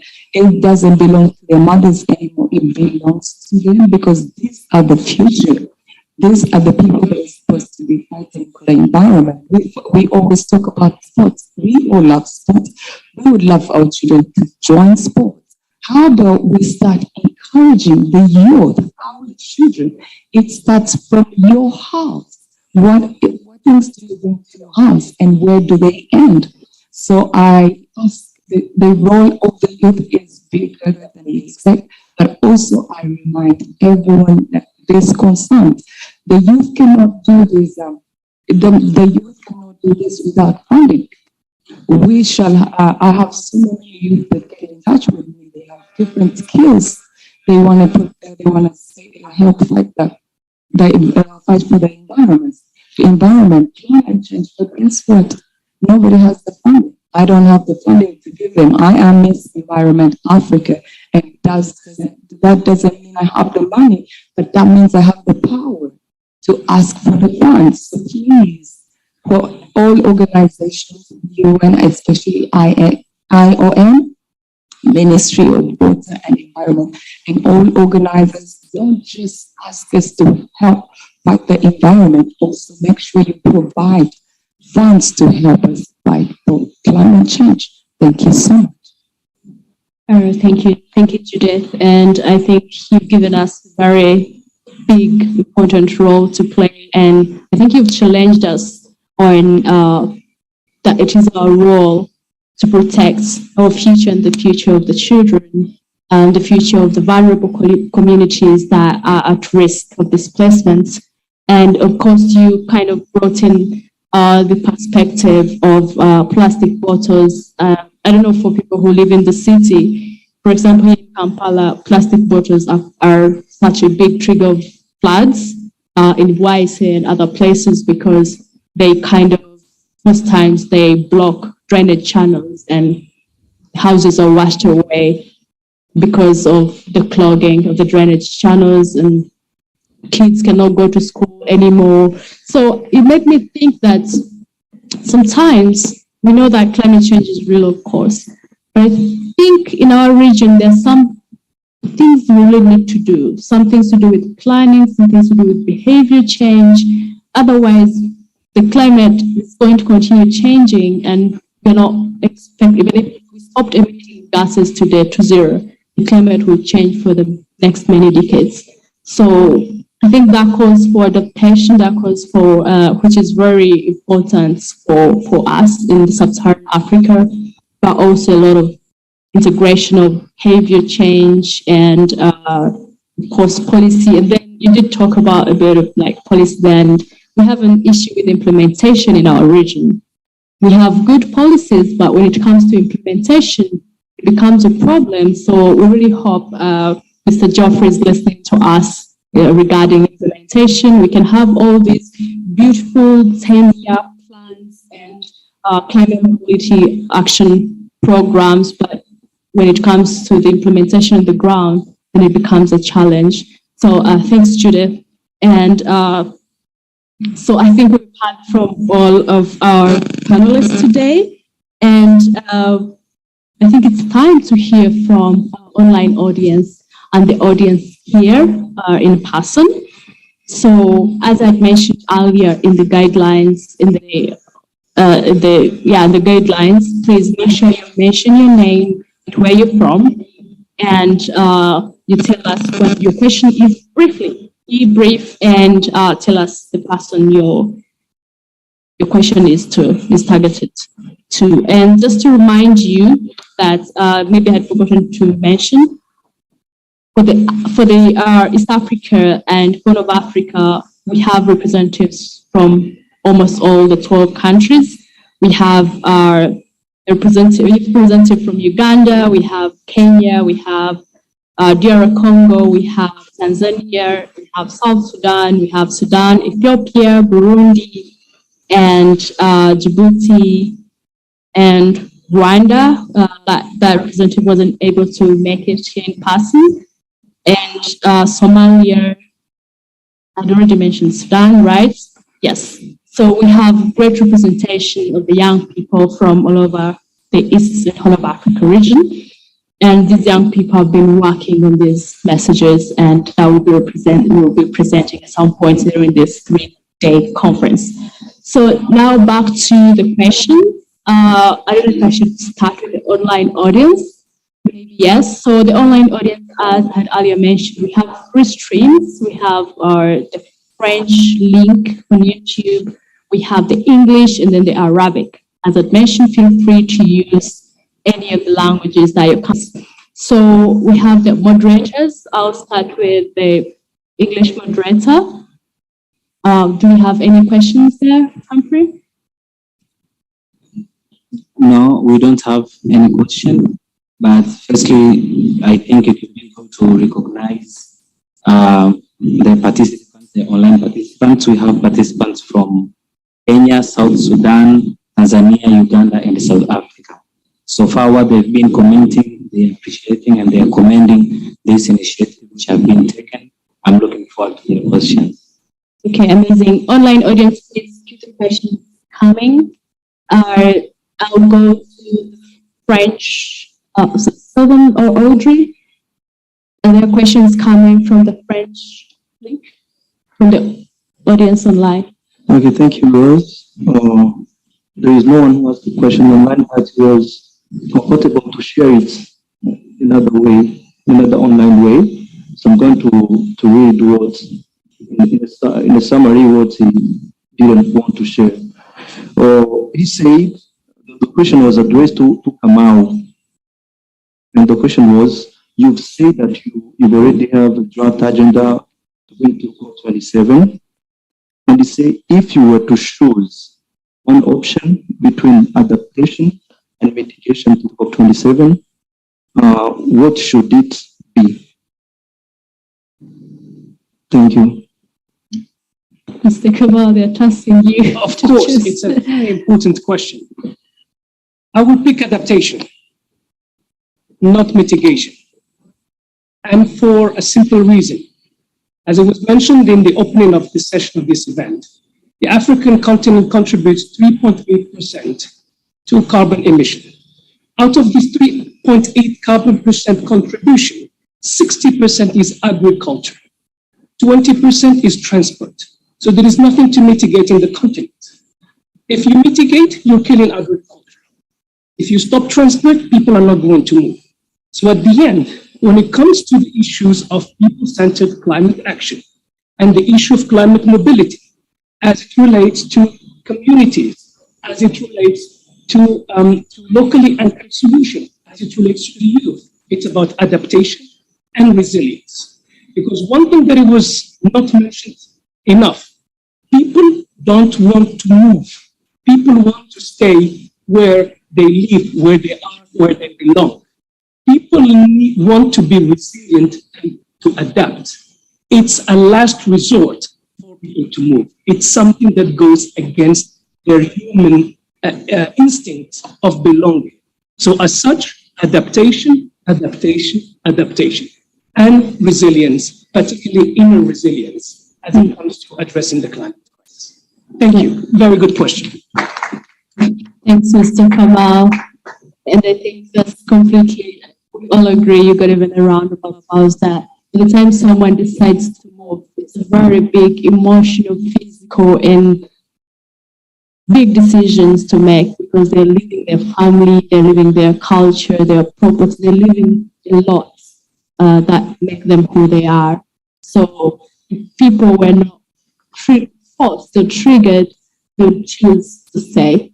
And yeah, and so when it comes to adaptation and resilience, I think that's really key. That's really key, but not also to forget that still mitigation is important, and still that we need a transition in the agriculture sector to regenerative agriculture and sustainable agriculture, and of course with the transport. I've seen some electric buses here in Uganda, which is really exciting, and we hope to stay towards transition in the energy of helping also in the agriculture sector.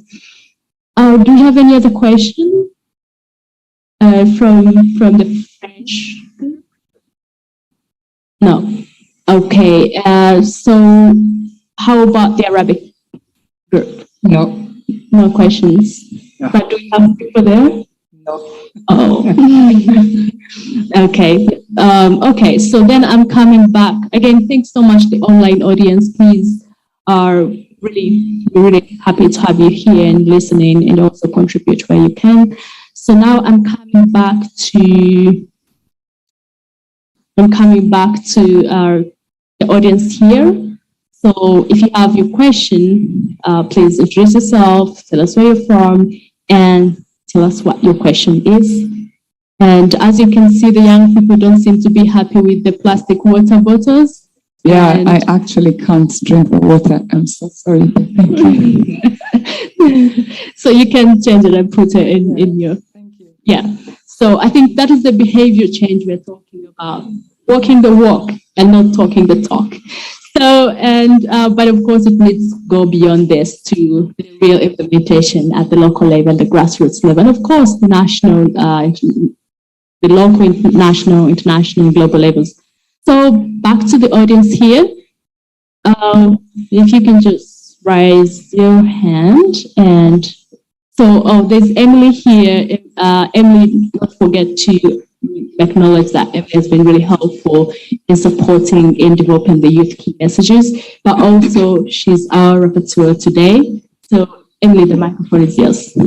Thank you, Rose. My name is Emily Karanja from Kenya. I have two questions. One is for Mr. Kamal, on data collection, and my question is, what are you doing to make sure that the data gap is closed in terms of sharing data so that it can be used in foresight and coming up with developments in terms of climate action? The next one is to Mr. Geoffrey. Yes, you're saying update the policy frameworks, which is very good. But what are we doing to build capacities to ensure that we manage the changes that we're getting from climate change in a way that is dignified to the human life, and also trigger the mindset of development where the institutional capacities, do we have the institutional capacities to take up these changes in human mobility in Africa? Thank you. Mr. Kamal, you're on fire today. Thank you very much. When it comes to the data gap or the data sovereignty, there are three issues that we need to take into consideration. The first one is the data is a means, it's not the end. Impact and action are the end. And as such, we need to make data democratic, which means access to data should be easy and accessible. And as such, what we are doing is the first phase of the Africa Climate Mobility Initiative, and particularly hand in hand with colleagues from the African Union Commission, we are working into bringing that knowledge to the African Observatory for Migration, which is an African Union entity, and to ensure that the sovereignty of the data and the sovereignty of that knowledge is African. Out of that, we are working in establishing, in the context of the Knowledge Forum of the ACMI, a network of centers of excellence. These centers of excellence are African universities, East, West, North, Center, you name it, where there is interest in working on bridging this gap.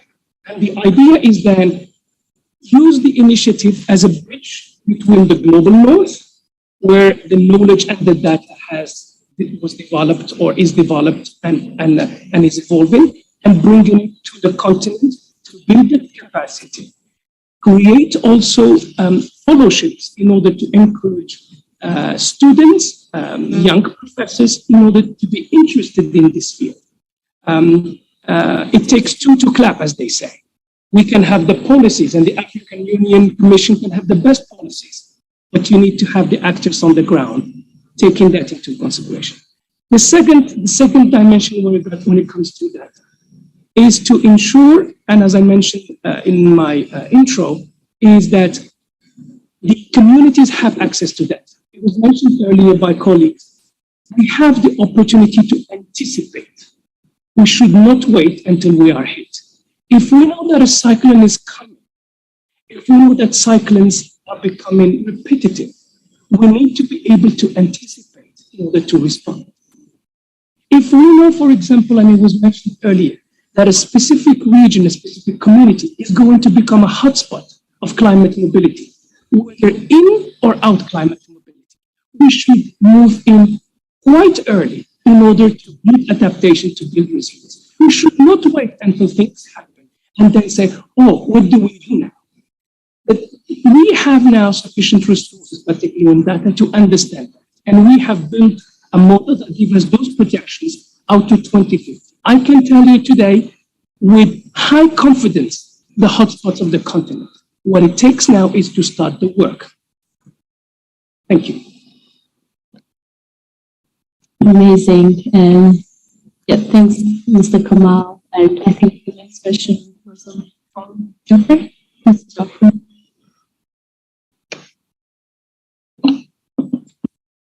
Emily, I think Kamal has said it all. I'm not sure you still want to see to hear my voice as well. Nonetheless, we know and appreciate the fact that we may have very good policies, frameworks, and also legal frameworks, but not unless we have responsive and sustainable institutions that act as catalysts for either responding or implementing these policy frameworks. We'll be doing completely nothing. We do have these institutions. We appreciate the fact that some are struggling, and that's why in my response, it was one of my ideal situation that we need to have a capacity building for this kind of institutions at all levels, both at the national, regional, and of course continental level. Coming from the continental perspective, we are doing well. Kamal has just mentioned the African Migration Observatory, which is one of the pillar institutions that is we look forward to build and be the focal point in terms of data and research on migration related issues. And that, of course, it also includes climate and displacement impact on migration and human mobility.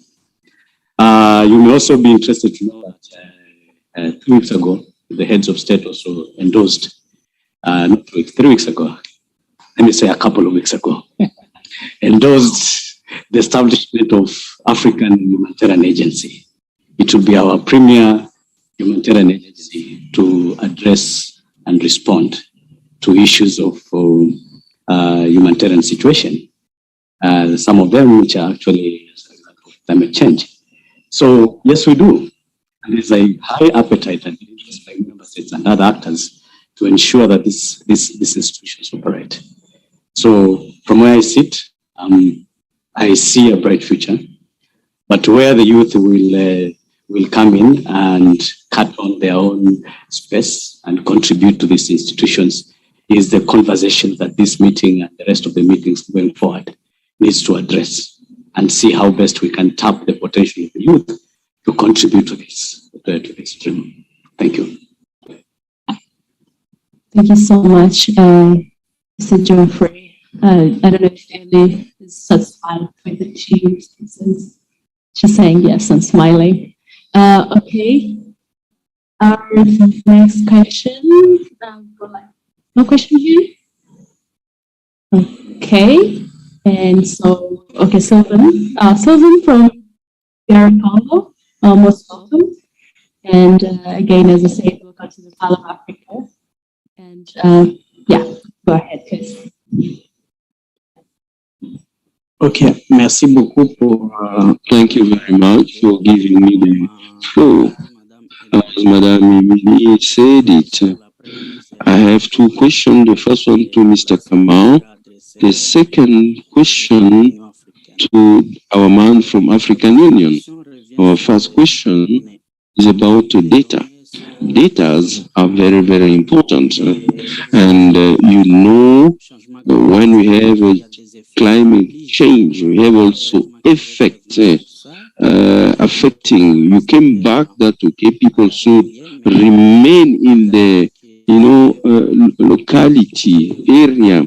So what are you going to put in place so this data could be also integrated?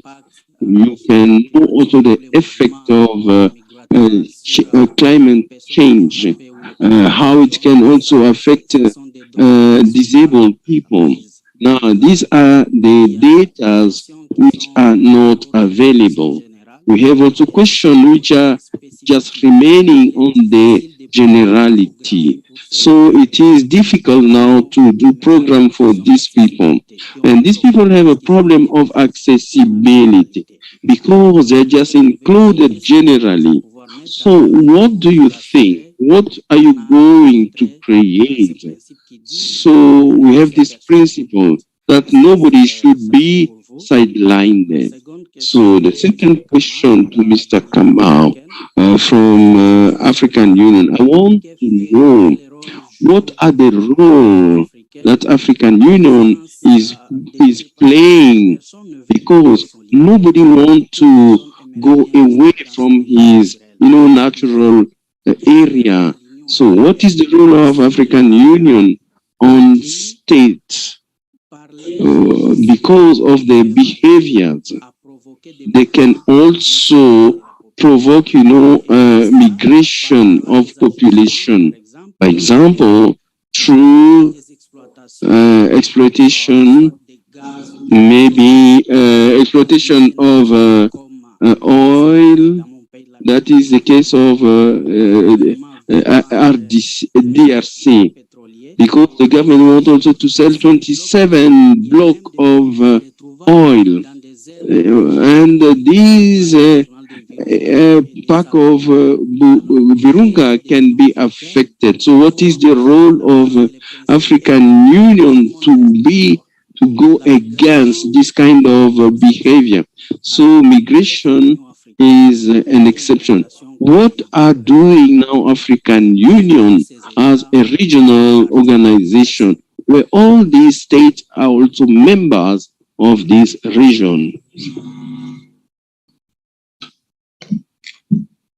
Okay, I missed that, but as he said, I didn't have the translation. For people who are not aware, how they call the headsets, the hoods are that on the table for translation, because someone is speaking in French and you're only an English speaker, just put them on.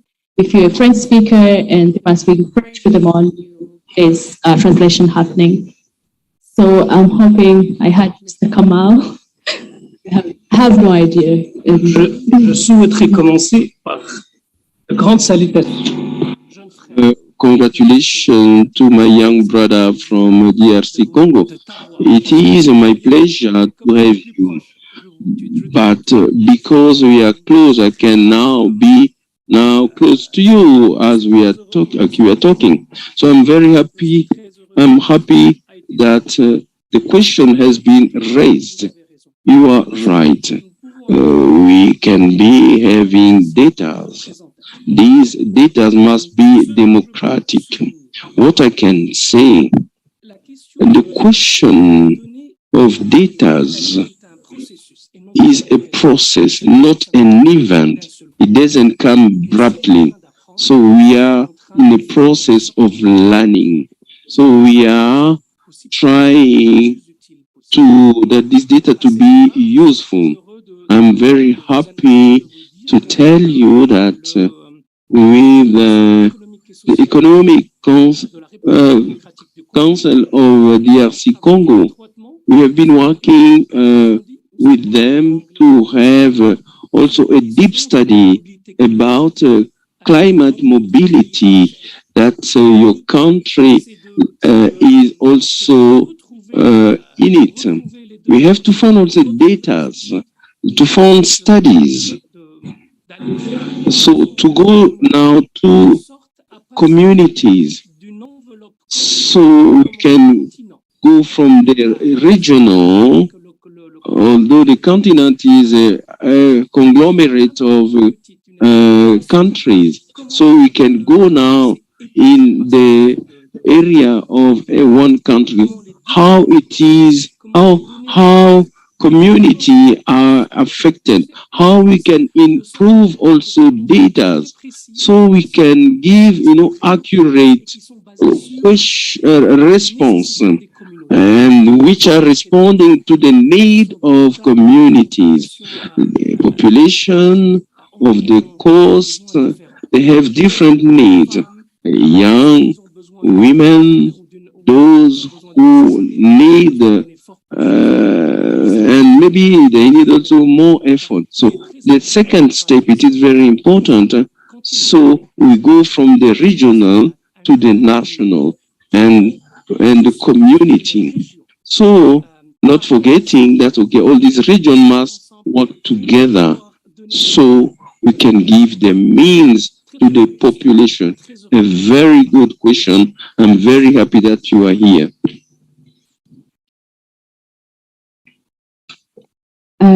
Amazing. Was that the question?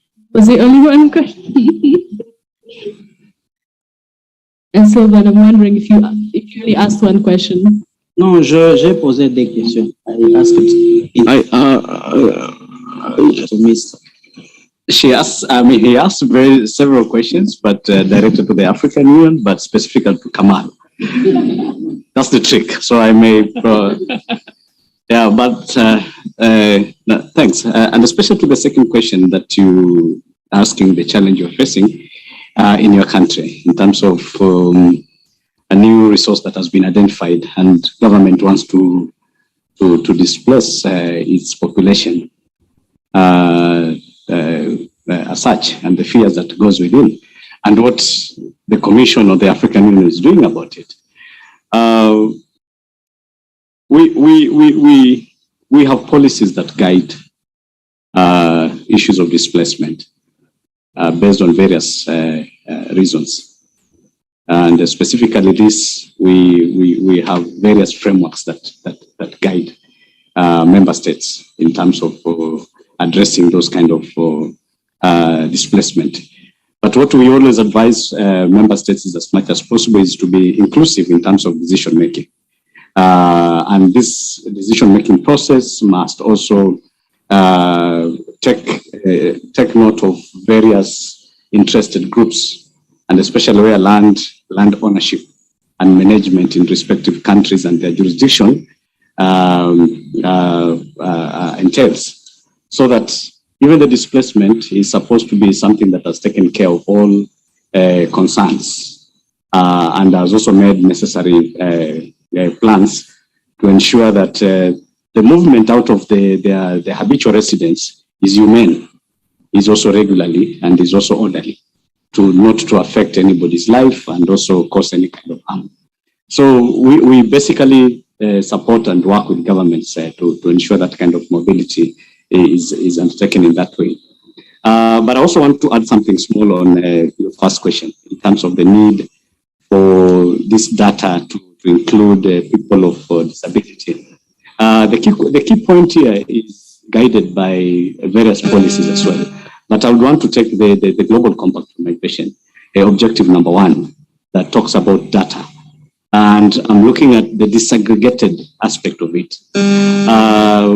So states are always advised, including from our member states, that any kind of data that we need to do is supposed to be, is supposed to be segregated and takes a lot of interest in population characteristics and dynamics.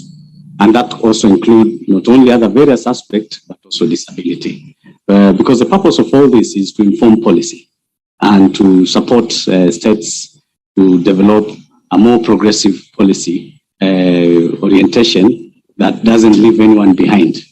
So that aspect of not leaving anyone behind is something that we promote as much as possible. And we hope as we move on building the capacity of Morocco Center through support and collaboration with all actors, we ensure that nobody in our quest to come up with the needed data is left behind, including disabled or disability colleagues. Thank you. Thank you so much. I hope, Sylvan, you're happy with the responses. I'm going to say that we can discuss this like forever. And I think, as I said, this is the first step. We shall be having more platforms like this. We need to attack Kamal and Geoffrey so that we have more platforms like this. But there's already a platform for the Africa Climate Mobility Initiative. So please, if we are able to take more questions, please just use at least less than a minute to go to your question. And for the responses, if you can also do it within a minute, I think that would be helpful. Since we're hungry, we also need to go for lunch. So, yes, Humphrey? Okay, thank you so much. My question is so brief, and it can be answered by any of you since it is linked to climate-induced human mobility. We have talked about issue of agriculture, but I think there's little known on how human mobility has affected tourism. For example, in Tanzania and Kenya, we have ethnic group of Maasai people. And Maasai people have been one of the sources of tourist attraction. But currently, for example, in Ngorongoro, in Tanzania, Maasai people are shifting because of climate change impacts.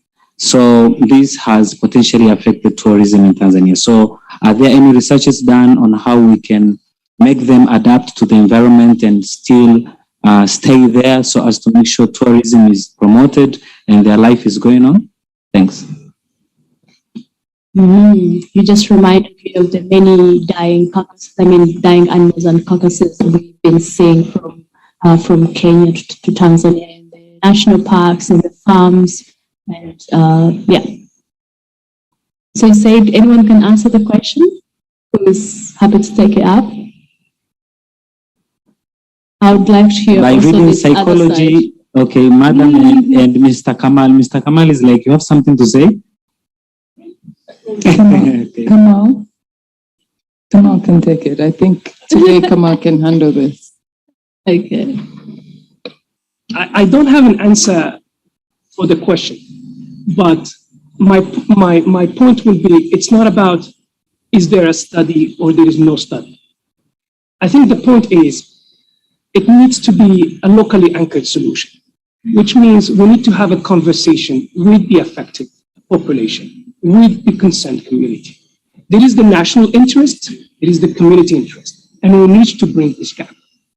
The specific countries across the globe, they need income in order to build infrastructure, to advance education, to support economy. But at the same time, it cannot be at the expense of dignity. So what is needed, it's a conversation. They need to sit at the table, and the solution should not come from Geoffroy, Kamal, or from the people here. It should come from that conversation. So I will primarily focus on the approach rather than the solution. Whatever they agree is the solution. I'll stop there. Over to you.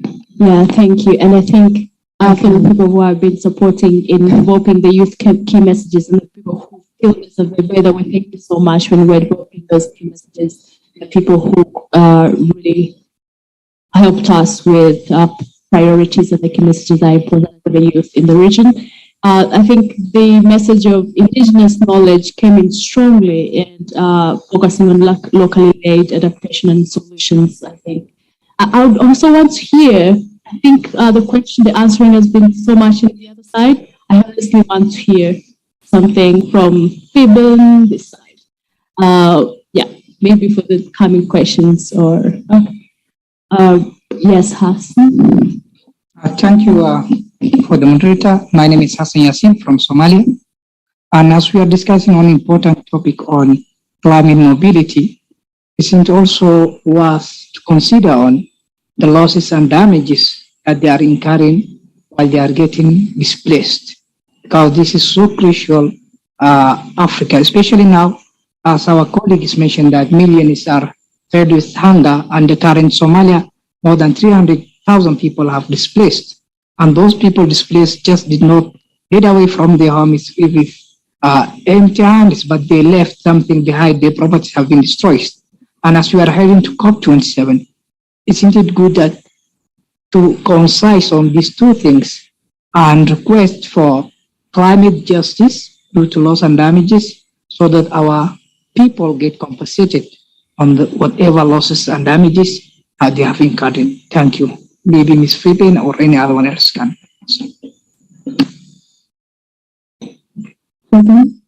Yeah, let me pass this to my colleagues.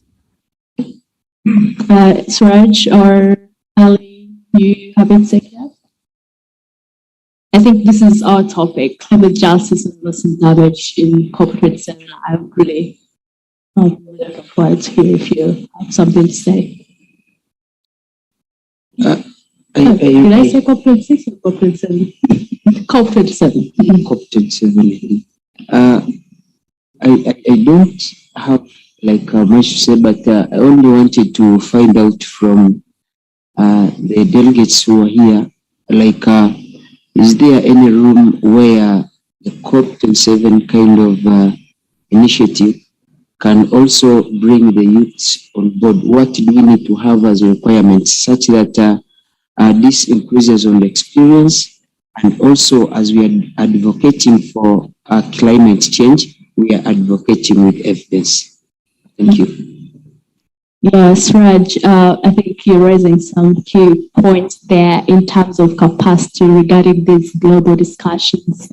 And it's something that we need to really emphasize on and request the people who are here, who are in offices or have networks with the stakeholders, especially the governments who are the parties to COP, to mainstream at least a minimum number of young people as national delegates to these negotiations, because there's an absolute lack of capacity regarding, first of all, knowing anything to do with COP, but also what happens at COP and also the negotiations. And it makes us feel sad because these guys who are negotiating for future, it's not like their future, but they're the ones leading the whole negotiation and determining what our future should look like.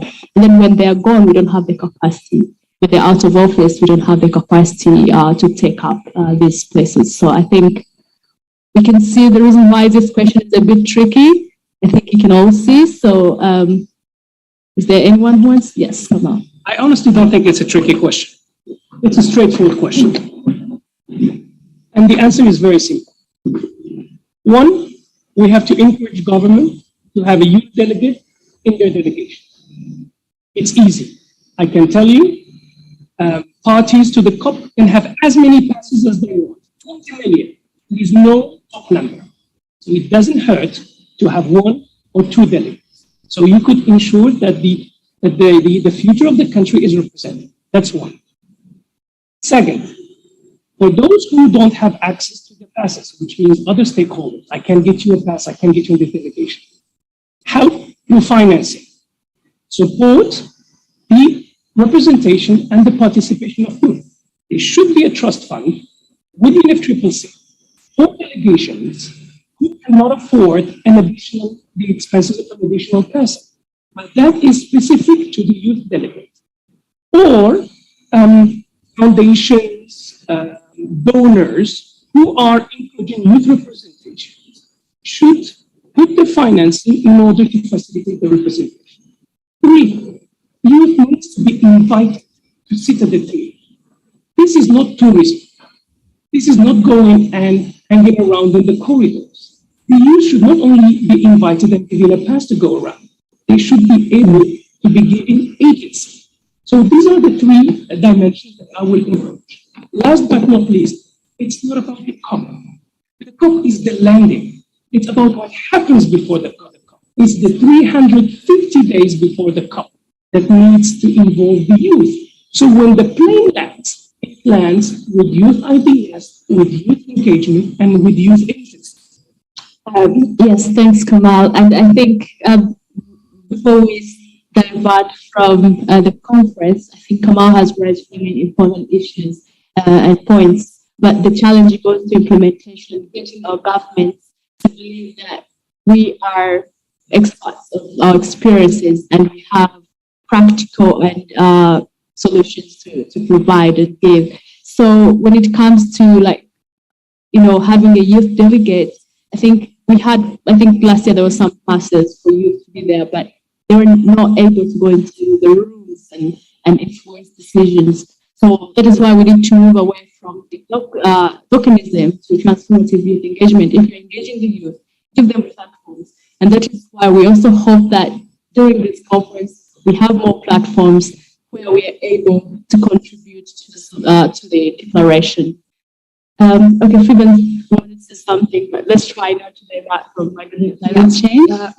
Just only a minute. So besides what has been said, I think the channeling is also necessary. That it's not only about the COP and it's about the days that happened before, but every time they use the same to this meetings, everything is kept there. So what I often see is the youth does not come back to their countries and then channel the information that they've got through the COPs to the rest of the youth and give assignments or share experiences with the rest of the youth until the next COP or until what's going to be done. So the channeling is also very important.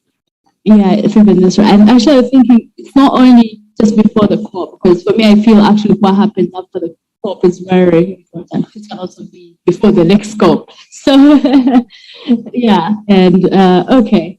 Do you have any other questions? Audrey, you have a question? Yes. Okay, thank you. I have two questions. The first one is addressed to Ms. Environment. We all know that local and regional stakeholders are in the forefront of addressing the challenges and opportunities arising from migration in order to better harness the development. So what are the opportunities as the influencer? What are the opportunities that you find? The second question is addressed to the young delegates. According to your experience, as we all know that as young people, the future depends on your capacity. The future of your country and everyone depends on your capacity. So according to your experience, what are the priorities of your countries?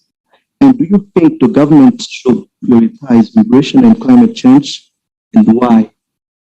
Thank you. So will you mind repeating my question one more time? Okay, I've said that local and regional stakeholders are in the forefront of addressing the challenges and priorities arising for migration in order to better harness the development. Can you find opportunities? So to be honest, I just won my title in India a few months ago, but my job is to try and work with different environmentalists so far. And yes, so far I'm sure there is so many opportunities, especially partnerships. There is UNDP, there are different UN organizations that is working around climate change. And so far, we'll be launching Judipad, our climate change academy very soon, if we are very lucky to get the funds. And I think we can start I have started by partnering with different environmentalists for now, and probably one more. I hope I'm answering correctly, right? Yeah. So far, I'm partnering with different organizations, locally and regional, and we are opening up the Judith Hart Climate Change Academy, and we hope with that we can always have more opportunities. But I wouldn't be in the right position to say that there are, let's say, opportunities in organizations because I haven't gone to them. But I can say I am open to work with different organizations, different environmentalists to achieve our goal. And the more we are, I guess, the more we can convince. Okay, yeah, thanks, Judith. I think Judith has been hitting on a very key point of funding, and I think we need our monetary and non-monetary capacities to be able to do and progress on actions towards protecting communities from climate change, building resilience of the displaced and the migrants. So another question that is very general, and I feel like that's what they've been covering. So maybe I'll just get one person to respond. We need to close the session very soon. So just briefly, in less than, should I say 15 seconds again? No, in less than a minute, either Ali or Suraj to give a response. I just can answer what the priority we just have, for example, a Sudanese youth. So I think that mobilizing resources and fund is the top priority for us to address climate change-induced human mobility, and also capacity building for us as youth in order to build communities' capacities as well. So this is the priorities. Okay. Yeah, thank you so much. There's a question there. Just. Yes, thank you so much. I'm Edgar Mtongisa. I'm the East African Community Youth Ambassador to Uganda. Just wanted to have some few questions, like only two. One is strategically on that question of COP 27. Do you think it would be very important, and it's directed to Mr. Kamal, I think, do you think it would be very important for us to, since we answer the question, what happens before COP, that we try to do some sort of climate diplomacy, that we teach these people how to negotiate? Because you can have access to that room, but when you actually don't have the ability to contain that sort of argument or some sort of stand, it will be very important to that regard. Secondly, in a question, I think, to Mr. Geoffrey about the African Union, because I think Pan-Africanism really to me is what happens when African Union no longer exists. That's kind of spirit that is inspired by the people and all these initiatives being locally anchored, as you are mentioning with Mr. Kamal. So don't you think there is need for us to create that sort of some call-out culture and support the youth to do that? Because last time we had this sort of African peer review mechanisms where African states are able to check themselves on how far they've gone. The conversation from the heads of government was so much more of just complimentary, like trying to rub shoulders and be happy. The conversation from the youth angle was more focused majorly on trying to check each other, which I think should be very important. Is that a mechanism that you address from your council or that you envisage, especially in terms of climate? That is to say, to have that sort of review mechanisms that appear so that you can be able to check each other and be able to substantially have those governments give themselves from that commitments that they make in regards to climate action. Thank you. Let's try to keep the time, please. As I said, questions limited to less than a minute and responses limited to less than a minute. And we'll be closing soon.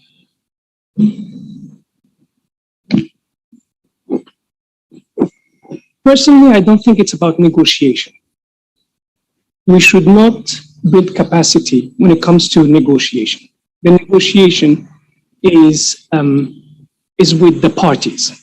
I think what the youth groups should focus on is build capacity to communicate, build capacity to facilitate conversations and dialogue, build capacity when it comes to how to enable solutions or agreements. I think we should not take a role, or the youth should not take a role that is others, as others should not take a role that is the youth. So I will focus on this point, how to communicate, how to bridge, how to facilitate, and how to explain. Because the issue is complex, but the mindset is very specific. So how to say, I was just looking at the title, climate change induced human mobility. There's climate mobility, seven words to say one thing. And this is how we get a lot of lost in translation. So that's what the youth should be focused on. I'll stop there. Over to you.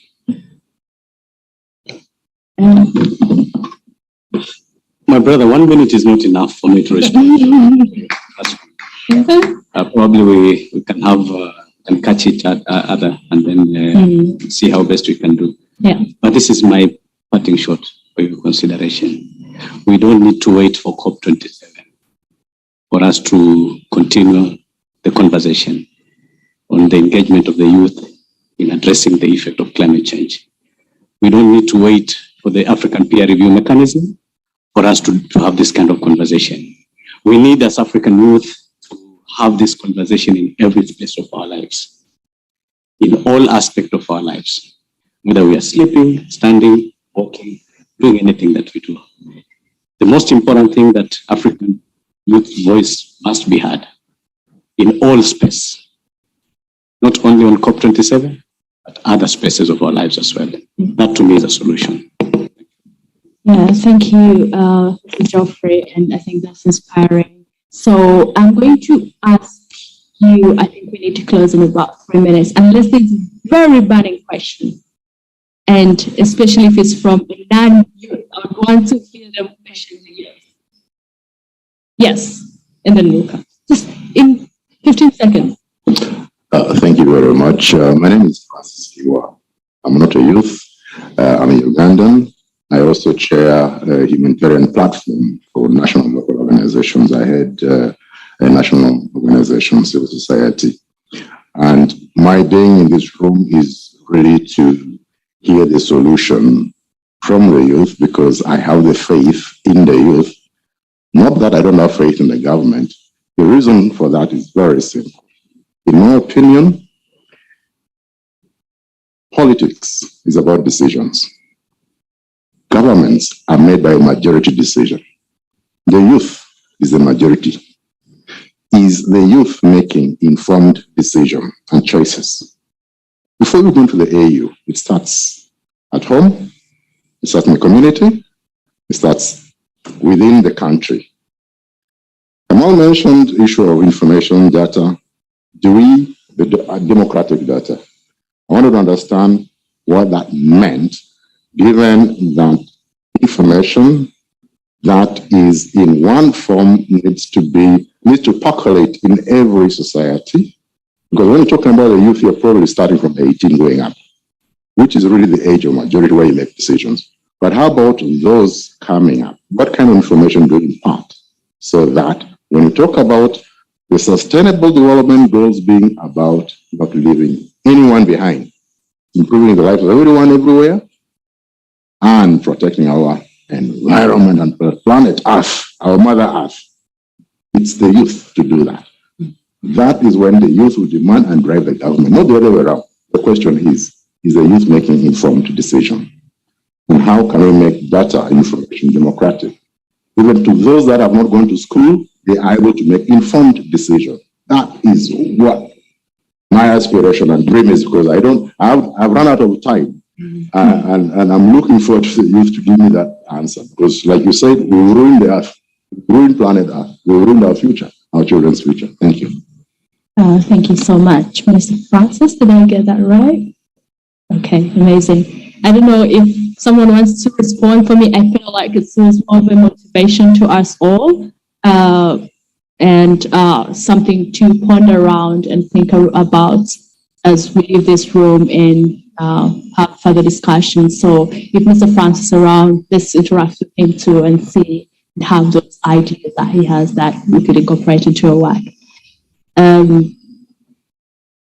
Mr. Francis, was it a question or a motivation? It was a comment, because I've been crying. The solution is here with the youth. Yeah, amazing. Last question. Yeah, thank you very much, moderator. My name is Semamba Mohammed, and I work with the Ministry of Water and Environment Climate Change Department. I've been a youth, I think, last year, but I like... You've graduated? Yes, I've graduated, but I like the youth because I play with them football. So I really like the youth. So mine is just a simple kind of like, it doesn't go to any specific person, but just kind of relating what happened in the morning is what we're discussing here. Because at the end of the 3 days, we're told that there will be a declaration to be signed. So I'm looking at what are those specific messages that the youth want to see in that declaration, because it's going to serve for the region for some good time. And relating to that is that it's going to inform what the region is taking for COP27.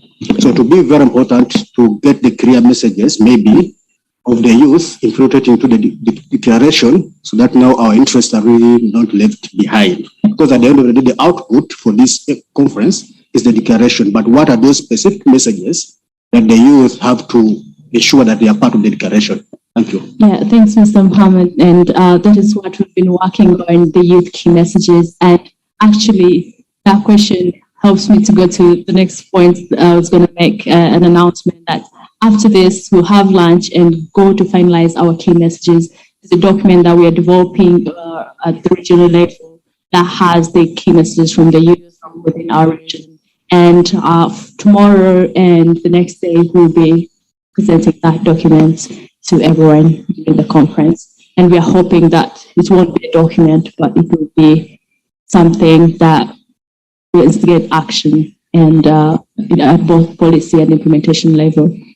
So I would like to, can I give you 1 second to say something? because she seems to be like, I have something to say. So I'll use it as, Judith, I'll use it as a call to action. What is your call to action in 5 words? Everyone could be preparing 5 words, call to action. Okay. This is something I've observed, and especially with me. So don't count. So 5 years ago, I wouldn't have imagined myself fighting for Mother Nature or talking about climate change. I didn't have an idea of what this means, what that is. Environment, all I knew was trees, water, and all the beauty in the world. But one problem we're having is we need to educate. We shall talk about climate change, environment, whatever, but there's some people that don't really understand what climate change crisis issues means. So that is something that I would love. Actually, I'm doing in my simple English, not environmental science. So I think we need to educate more about climate change. We might talk about it, but some people don't understand what causes climate change or anything about it. Calling all of us to raise climate change awareness and of course awareness on the connection between climate change and migration. Yes, Ali?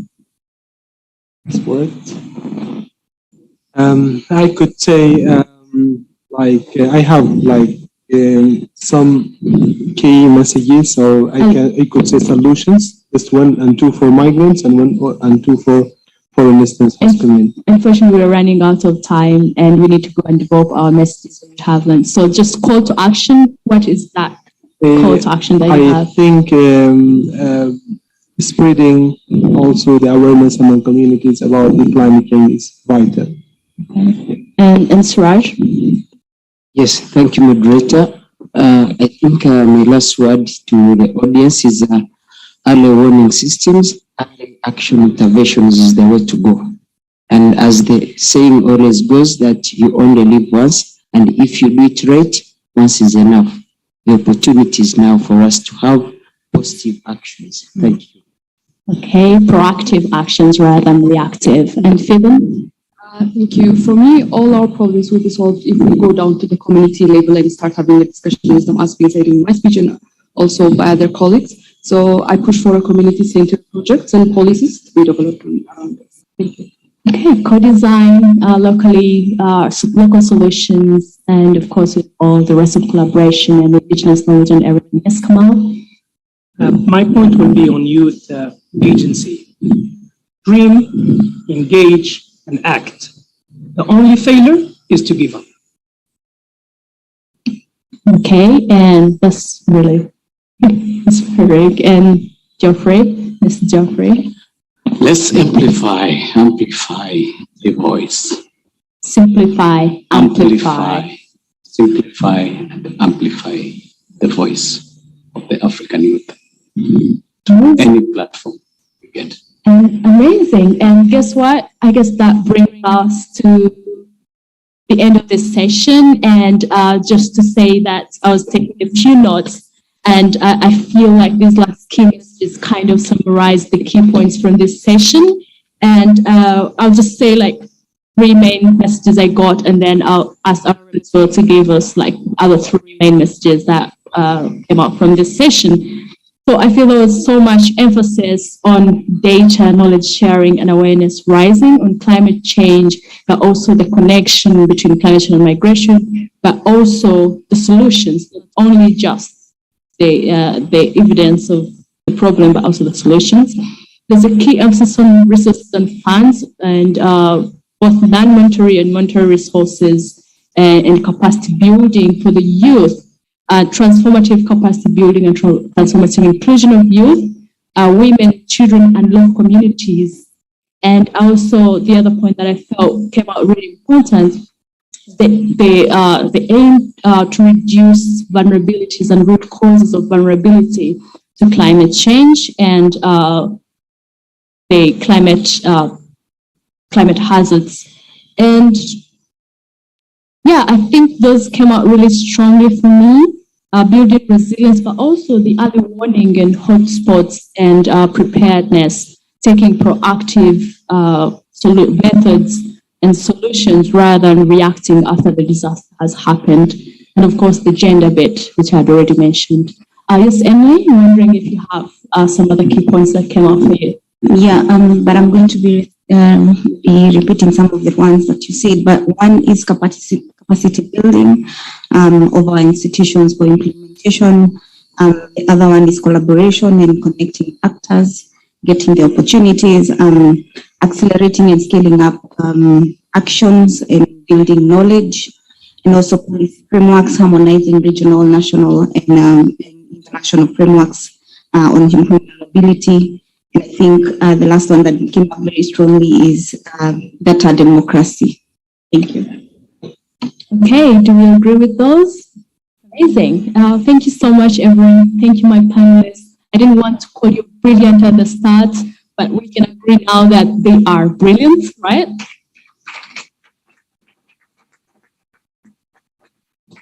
Amazing. You really deserve that. Thank you so much for being a wonderful group of panelists here, for the very lively audience and allies and the online audience, for getting you.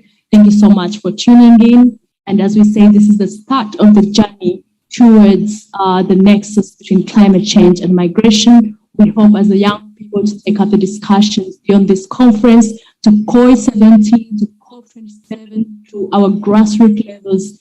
And of course, I can't forget to appreciate the government of Uganda for enabling this to happen and taking leadership on addressing climate-induced migration or climate mobility. And of course, I can't forget the people who have enabled us, who provided us with this opportunity, UNFCCC and the RCC Kampala office, Chatham House, thanks for the support.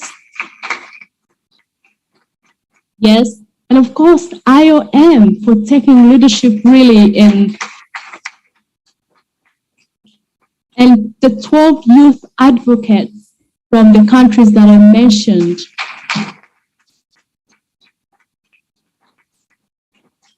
And the youth online who are watching, but of course, who also responded to the massive surveys we've been sending, trying to identify the key messages. And of course, Yango, especially the Migration and Peace Working Group with Crystal and Femia, who are not here, and providing this platform of young people to voice out and also be involved in such life-changing and decision-changing opportunities. Is there anyone I may have forgotten? Judith Heard, thank you for coming. Ali, thank you for coming. Suraj, thank you for bringing the evidence from the Rwenzori sub-region, and Fiban from Ethiopia, and Kamal from all over the world, the global stations, and Geoffrey. Thank you so much. And as I said, I think let's see if there's some food out there.